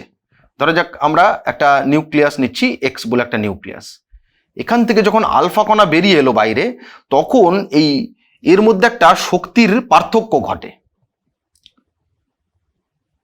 অর্থাৎ এই আলফা কণা বেরিয়ে আসার আগে এবং পরে এক্স এর মধ্যে শক্তি সমান থাকে না। আলফা কণা যখন বেরিয়ে গেল, তখন এই শক্তি যতটা কমার কথা, বাস্তবে তার চেয়ে একটু বেশি শক্তি অতিরিক্ত থাকে। নিউক্লিয়াসের মধ্যে শক্তি এক্সেস থাকে, অতিরিক্ত। এই অতিরিক্ত শক্তিটাই তখন গামা তরঙ্গের আকারে বাইরে বেরিয়ে আসে তড়িৎচুম্বকীয় বিকিরণের আগে। অর্থাৎ তোমরা বলবে কি, আলফা বা বিটা কণা যখনই নিউক্লিয়াস থেকে বেরিয়ে যায়, তখনই নিউক্লিয়াসে নতুন করে একটা ভর ত্রুটি তৈরি হয়, বা এখানে মাস এক্সেস বলা হয়, আসলে ভর ত্রুটি না, ভর আধিক্য ঘটে। সেই অতিরিক্ত ভর তখন এই গামা রশ্মির মাধ্যমে শক্তিতে পরিণত হয়ে নিউক্লিয়াস থেকে বাইরে বেরিয়ে আসে তড়িৎচুম্বকীয় বিকিরণের আকারে। কারণ যদি আবার নতুন কোনো কণা বেরোয়, তাহলে তো সেই ভর আধিক্য আরো বেশি হয়ে যাবে। তাহলে নিউক্লিয়াস গঠনের সময় ভর ত্রুটি ঘটে, সেটা শক্তিতে রূপান্তরিত নিউক্লিয়াসের মধ্যে আবদ্ধ থাকে। আর আলফা বিটা উৎপন্ন হচ্ছে যখন নিউক্লিয়াসটা ভেঙে যাচ্ছে, সেই সময় ভর আধিক্য ঘটছে, মাস এক্সেস ঘটছে। সেই অতিরিক্ত ভর শক্তিতে রূপান্তরিত হচ্ছে, সেই শক্তিটা বাইরে বেরিয়ে আসছে। চলে যাই 23 নম্বর প্রশ্নে। সকল তেজস্ক্রিয় আইসোটোপই কি সমপরিমাণে আলফা ও বিটা ক্ষয় ঘটায়? ব্যাখ্যা করো। এর উত্তর হচ্ছে না, সব তেজস্ক্রিয় আইসোটোপ থেকে সমান পরিমাণে আলফা ও বিটা ক্ষয় ঘটে না। যেমন ধরো ইউরেনিয়াম 238, এখান থেকে যদিও আলফা বিটা দুরকমই বেরোয়, কিন্তু মূলত আলফা কণা নিঃসরণ ঘটায় এটা। এর থেকে বিটা কণা নিঃসরণের পরিমাণ কম হয়। আবার ধরো লেড 210 বা বিসমাথ 214, এই তেজস্ক্রিয় আইসোটোপগুলো, এরা আবার বিটা কণার বেশি নিঃসরণ ঘটায়। মূলত বিটা কণাই নিঃসৃত হয় এদের থেকে আবার আলফা কণার নিঃসরণের পরিমাণ কম। তো সেই জন্য আমরা বলবো কি, সব আইসোটোপ সমপরিমাণে আলফা বিটা ক্ষয় ঘটায় না। কারোর আলফা কণা বেশি নির্গত হয়, কারোর থেকে বিটা কণা বেশি নির্গত হয়। চলে যাচ্ছি 24 নম্বর প্রশ্নে। একটি মৌল তেজস্ক্রিয় হলে উহার সকল যৌগই কি তেজস্ক্রিয় হবে? ব্যাখ্যা করো। এর উত্তর হচ্ছে হ্যাঁ। একটা মৌল যদি তেজস্ক্রিয় হয়, তার যত যৌগ আছে তারা সবাই তেজস্ক্রিয় হবে। যেমন ধরো ইউরেনিয়াম আমরা জানি তেজস্ক্রিয়, তো ইউরেনিয়ামের অক্সাইড U2O3 এটাও কিন্তু তেজস্ক্রিয়। ধরো রেডিয়াম তেজস্ক্রিয়, তো রেডিয়ামের একটা আকরিক আছে পিচ ব্লেন্ড, এখান থেকে রেডিয়াম এবং পোলোনিয়াম দুটোই পাওয়া যায়। রেডিয়াম এবং হচ্ছে তোমার পোলোনিয়াম, তাই এদের যে আকরিক পিচ ব্লেন্ড, এও কিন্তু তেজস্ক্রিয়। তাহলে কোনো মৌল যদি তেজস্ক্রিয় হয়, তার সকল যৌগই কিন্তু তেজস্ক্রিয় হবে। তাহলে আমরা দেখে নিলাম আমাদের 24 নম্বর প্রশ্ন। এরপরে আমরা চলে যাব আমাদের ঠিক পরের প্রশ্নে। একটি তেজস্ক্রিয় নমুনা আলফা ও বিটা কণা উভয়ই নিঃসরণ করে। উহার গতিপথের দুই দিকে সমান কিন্তু বিপরীত আধানে আহিত দুটি ধাতব পাত রাখলে চিত্র দেখে এ বি ও সি রশ্মিগুলি চিহ্নিত করো। আচ্ছা, এখানে ধরো চিত্রটা আমি এরকম দিচ্ছি, এটা একটা ধরো একটা এমন কোনো জিনিস, এখানে এটা ধরো একটা টর্চ, এর মধ্যে এমন একটা পদার্থ রাখা আছে, বস্তু রাখা আছে যেটা আলফা বিটা নিঃসরণ করে এবং সঙ্গে সঙ্গে গামা তো নিঃসরণ করবেই। তো এদিকে একটা ধরো ধনাত্মক আধানে আহিত পাত রাখা হলো, আর এদিকে একটা ঋণাত্মক আধানে আহিত পাত রাখা হলো। তো দেখা যাবে কিছু রশ্মি খুব কাছাকাছি এসে এখানে এই ধনাত্মক পাতের দিকে বেঁকে যাচ্ছে। ধনাত্মক পাতটার ঠিক ওপরে যদি একটা জিঙ্ক সালফাইড বা বেরিয়াম প্ল্যাটিনোসায়ানাইড মাখানো তোমার স্ক্রিন রাখা থাকে, তাহলে দেখা যাবে সেখানে ওই রশ্মিগুলি গিয়ে সিন্টিলেশন তৈরি করছে, অর্থাৎ আলোর বিন্দু তৈরি করছে। কিছু রশ্মি দেখা যাবে, ধরা যাক এই রশ্মিটার নাম দিলাম এ রশ্মি, কিছু রশ্মি দেখা যাবে এই ঋণাত্মক পাতের দিকে বেঁকে যাচ্ছে, সেগুলো আরো তাড়াতাড়ি বেঁকে যাবে এভাবে, অর্থাৎ বেঁকে যাওয়ার পরিমাণটা বেশি দেখা যাবে কিছু রশ্মির ক্ষেত্রে। ধরো এটাকে বি রশ্মি বললাম। কিছু রশ্মি দেখা যাবে সোজা চলে যাচ্ছে, ধরা যাক এটাকে সি রশ্মি বলা হলো। তাহলে আমরা জানি আলফা কণার আধান ধনাত্মক, তাহলে আলফা কণা এই ঋণাত্মক প্লেটের দিকে বেঁকে যায়, আলফা রশ্মি। সুতরাং আমার যে বি রশ্মি এই ছবিতে সেটা হচ্ছে আলফা রশ্মি। বিটা কণার আধান ঋণাত্মক, তাহলে সেটা ধনাত্মক আধানে আহিত পাতের দিকে বেঁকে যাবে, কারণ বিপরীত আধান পরস্পরকে আকর্ষণ করে। তাহলে এই যে রশ্মিটা ধনাত্মক পাতের দিকে বেঁকে যাবে সেটা হবে বিটা রশ্মি। আর যে রশ্মিটা সোজা বেরিয়ে গেল সি, এটা হবে গামা রশ্মি। কেন? কারণ গামা রশ্মির তো কোনো আধান নেই, তাই এটা কোনো পাতের দিকেই বিক্ষিপ্ত হবে না, সোজা বেরিয়ে চলে যাবে। ঠিক আছে, চলে আসছি আমাদের পরের প্রশ্নে, 26 নম্বর প্রশ্নে। এক্স রশ্মি এবং গামা রশ্মি উভয়ই জীবকোষ ভেদ করে, অথচ হাড় ভাঙার ছবি তোলার জন্য এক্স রশ্মি ব্যবহৃত হলেও গামা রশ্মি ব্যবহৃত হয় না কেন? দেখো, একটা কথা এই প্রশ্নটার মধ্যে একটু ধাঁধা আছে।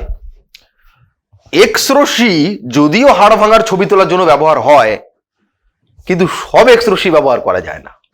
এক্স রশ্মি কিন্তু দুরকম হয়। একটা এক্স রশ্মিকে আমরা বলছি সফট এক্স রশ্মি বা কোমল এক্স রশ্মি। এর তরঙ্গ দৈর্ঘ্য তুলনামূলকভাবে বেশি, ফলে এর কম্পাঙ্ক তুলনামূলক কম এবং শক্তি কম, তাই জীবকোষের অতটাও ক্ষতি করে না, হয়তো করে খুবই কম, সেভাবে খুব বেশি ক্ষতি করে না, জ্বালা পড়ার অনুভূতি হয় না। আর এক ধরনের এক্স রশ্মি হার্ড রশ্মি, এটা কিন্তু ব্যবহার করা যায় না, কেবলমাত্র সফট রশ্মিটাই ব্যবহার করা যায়, সফট এক্স রশ্মি। তো হার্ড এক্স রশ্মি কেন ব্যবহার করা যায় না? ওই একই কারণে গামা রশ্মিও ব্যবহার করা যায় না। এর কারণ কি? এদের ক্ষেত্রে কম্পাঙ্ক এতটাই বেশি যে আমাদের শরীরে এরা তীব্র জ্বালা পোড়ার অনুভূতি সৃষ্টি করে, কোষের ক্ষতি করে দেয়, ডিএনএ এর গঠন পাল্টে দিতে পারে। এই কারণে গামা রশ্মি বা হার্ড এক্স রশ্মি এগুলোকে ওই ভাঙা হাড়ের ছবি তোলার জন্য ব্যবহার করা যায় না, কেবলমাত্র সফট এক্স রশ্মিকেই ব্যবহার করা হয়। চলে আসছি পরের প্রশ্নে। একটি তেজস্ক্রিয় নমুনা আলফা ও বিটা কণা উভয়ই নিঃসরণ করে, উহার গতিপথের দুই দিকে বিপরীত আধানে আহিত দুটি পাত রাখা হলো, কোন রশ্মিটি ধনাত্মক পাতের দিকে কোন রশ্মিটি ঋণাত্মক পাতের দিকে বেঁকে যাবে তা যুক্তি সহ লেখো। তো এক্ষুনি একটা প্রশ্ন অলরেডি নিলাম আমরা, ছবি দেখে চিহ্নিত করা, আর এখানে কোনটা কোন পাতের দিকে বেঁকে যাবে সেটা বলতে বলেছে। তা আমরা তো অলরেডি এর উত্তর পেয়ে গেছি, জাস্ট একটু এখানে লিখে রাখি।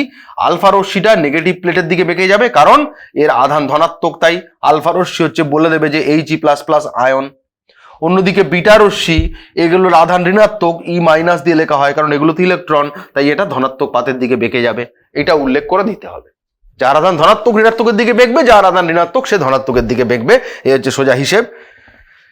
চলে আসছে 28 নম্বরে। এখানে একটা নিউক্লিয় বিক্রিয়া দেওয়া হয়েছে, বলছে এই নিউক্লিয় বিক্রিয়ায় M ও N এর মান নির্ণয় করো।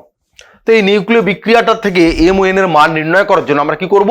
উভয় পক্ষের ভর সংখ্যা সমান করব, আর উভয় পক্ষের ওই পারমাণবিক ক্রমাঙ্ক আলাদা করে সমান করব, আর তার জন্য আমরা সডি ও ফাজানের সূত্র ব্যবহার করতে পারি। তাহলে দেখো, বাম দিকে যে এক্স পরমাণুটা দেখানো হয়েছে নিউক্লিয়াস, তার ভর সংখ্যা হচ্ছে M, হিলিয়ামের ভর সংখ্যা 4। তাহলে M-4, যেহেতু এটা হচ্ছে মাইনাস চিহ্ন আছে, তাহলে হিলিয়াম বেরিয়ে যাচ্ছে, অর্থাৎ আলফা কণা বেরিয়ে যাচ্ছে এক্স থেকে। তাহলে M থেকে 4 বিয়োগ হয়ে সেটা দাঁড়াবে নিশ্চয়ই 225, দুহিতা নিউক্লিয়াসটা যেটা উৎপন্ন হয়েছে তার, অর্থাৎ মাতৃ নিউক্লিয়াসের ভর সংখ্যা মাইনাস হিলিয়ামের ভর সংখ্যা 4 সমান সমান হচ্ছে দুহিতা নিউক্লিয়াসের ভর সংখ্যা 225। এখান থেকে সমাধান করে আমরা M পেয়ে যাচ্ছি 225 + 4 অর্থাৎ 229। একইভাবে আমরা যদি পরমাণু ক্রমাঙ্ক সমান করি, এক্স এর পরমাণু ক্রমাঙ্ক 89 মাইনাস হিলিয়ামের 2 বিয়োগ হয়ে আমার দাঁড়াচ্ছে এন। তাহলে আমরা পেয়ে যাচ্ছি এন যেটা দুহিতা নিউক্লিয়াসের পরমাণু ক্রমাঙ্ক নিশ্চয়ই 89 মাইনাস 2, অর্থাৎ মাতৃ নিউক্লিয়াসের পরমাণু ক্রমাঙ্ক মাইনাস হিলিয়ামের পরমাণু ক্রমাঙ্ক অর্থাৎ 87। এম ও এন এর মানটা এইভাবে আমরা গণনা করে দিতে পারলাম। আরো একটা এই ধরনের নিউক্লিয় বিক্রিয়া দেখে নি চলো। এক্স 1533 মাইনাস বিটা উৎপন্ন হচ্ছে ওয়াই 33 হলো। বলছে এই বিক্রিয়া থেকে বিটা কণার ভর সংখ্যা ও পারমাণবিক ক্রমাঙ্ক নির্ণয় করো। দেখো বিটা কণার ভর সংখ্যার পারমাণবিক ক্রমাঙ্ক আমরা জানি, কিন্তু তবুও সেটা লিখে দিলে কেন হবে না, এই বিক্রিয়া থেকে গণনা করে দেখাতে হবে। তা ধরো বিটা কণার পারমাণবিক ক্রমাঙ্ক জেড আর ভর সংখ্যা হচ্ছে এ, এটা ধরলাম আমি। এইবার আমরা কি করব, আমরা ওই সডিও ফাজানের সূত্র ব্যবহার করব। তাহলে মাতৃ নিউক্লিয়াসের পরমাণু ভর সংখ্যা 33 মাইনাস বিটার ভর সংখ্যা 33 সমান সমান দুহিতা নিউক্লিয়াসের উৎপন্ন হচ্ছে তার ভর সংখ্যাও 33। তাহলে এখান থেকে আমরা কি বলতে পারছি, এ সমান সমান 0। তাহলে বিটা কণার ভর সংখ্যা পেয়ে গেলাম 0। এবার পরমাণু ক্রমাঙ্ক বের করব। মাতৃ নিউক্লিয়াসের পরমাণু ক্রমাঙ্ক 15 মাইনাস বিটার পরমাণু ক্রমাঙ্ক হচ্ছে জেড সমান সমান দাঁড়াচ্ছে 16। তাহলে এখান থেকে দেখো জেড এর মানটা তোমরা সহজেই বের করতে পারবে। দেখো জেড সমান সমান কত লিখবো না 15 মাইনাস 16 কিন্তু, হ্যাঁ, অর্থাৎ চলে আসছে -1। তাহলে বিটা কণার ভর সংখ্যা হলো 0 আর পরমাণু ক্রমাঙ্ক দাঁড়ালো -1। চলে আসছি 30 নম্বরে। এখানে আরো একটা নিউক্লিয় বিক্রিয়া দেওয়া হয়েছে। বলছে এখান থেকে এম ও এন এর মান নির্ণয় করতে হবে। এই নিউক্লিয় বিক্রিয়াটা যদি ভালো করে দেখো, এখানে একটু অন্যগুলো হচ্ছে অন্যরকম দেওয়া রয়েছে। এই 2m-4 সমান 40 এটা একটা করতে পারো, আবার m-2 সমান n করতে পারো। আমরা আগে ভর সংখ্যাটা সমান করি, ভর সংখ্যা সমান করি। তো মাতৃ নিউক্লিয়াসের ভর সংখ্যা হচ্ছে 2m মাইনাস দুহিতা হিলিয়ামের ভর সংখ্যা 4 সমান সমান দাঁড়াচ্ছে দুহিতা নিউক্লিয়াসের ভর সংখ্যা অর্থাৎ 40। তাহলে এখান থেকে আমি পেয়ে যাব 2m সমান সমান 40 প্লাস 4 44, অর্থাৎ m সমান সমান এসে গেল 22। এবারে বলছে n এর মান নির্ণয় করব। তাহলে পরমাণু ক্রমাঙ্কগুলো সমান করি। তাহলে এখানে মাতৃ নিউক্লিয়াসের পরমাণু ক্রমাঙ্ক m মাইনাস হিলিয়ামের পরমাণু ক্রমাঙ্ক 2 সমান সমান চলে আসছে দুহিতা নিউক্লিয়াসের পরমাণু ক্রমাঙ্ক অর্থাৎ n। m এর মান আগে থেকে বের করা আছে, 22 বসিয়ে দিচ্ছি। তাহলে n হয়ে গেল 22 মাইনাস 2 সমান সমান 20। কেমন? তাহলে দেখো এম ও এন এর মান কত সহজে আমরা সুন্দরভাবে বের করে ফেলতে পারলাম। তাহলে এই গেল আমাদের এই অধ্যায়ের সব ধরনের সমস্ত প্রশ্নোত্তরের আলোচনা। ঠিক আছে, আমরা এমসিকিউ আলোচনা করেছি, আমরা ভিএসিকিউ আলোচনা করেছি, আবার আমরা সমস্ত রকম বড় প্রশ্নও আলোচনা করলাম। তো আমাদের এই ক্লাস থেকে যদি তোমরা কিছুমাত্র উপকৃত হও, যদি তোমাদের পরীক্ষায় এর থেকে তোমরা ভালো রেজাল্টটা করতে পারো, তবেই কিন্তু আমাদের সাফল্য। তোমাদের সাফল্যই আমাদের সাফল্য, এই কথাটা কিন্তু আমরা মেনে চলি এবং এই কথাটা তোমরা খেয়াল রাখবে। ঠিক আছে, তাহলে এই চ্যাপ্টারে আমরা সমস্ত প্রশ্নোত্তর আলোচনা করলাম আজকে। তাহলে এই পর্যন্তই। আমাদের অন্যান্য চ্যাপ্টারের সমস্ত ভিডিও যদি তোমরা দেখতে চাও, তাহলে তোমরা সেখানে ইউটিউবে আপলোড করা রয়েছে, সেখান থেকে তোমরা দেখে নিতে পারো। যে কোনো চ্যাপ্টারের সমস্ত রকম প্রশ্নোত্তরের জন্য টিউটোপিয়া তোমাদের সবসময় স্বাগত জানায়। Tata, bye bye.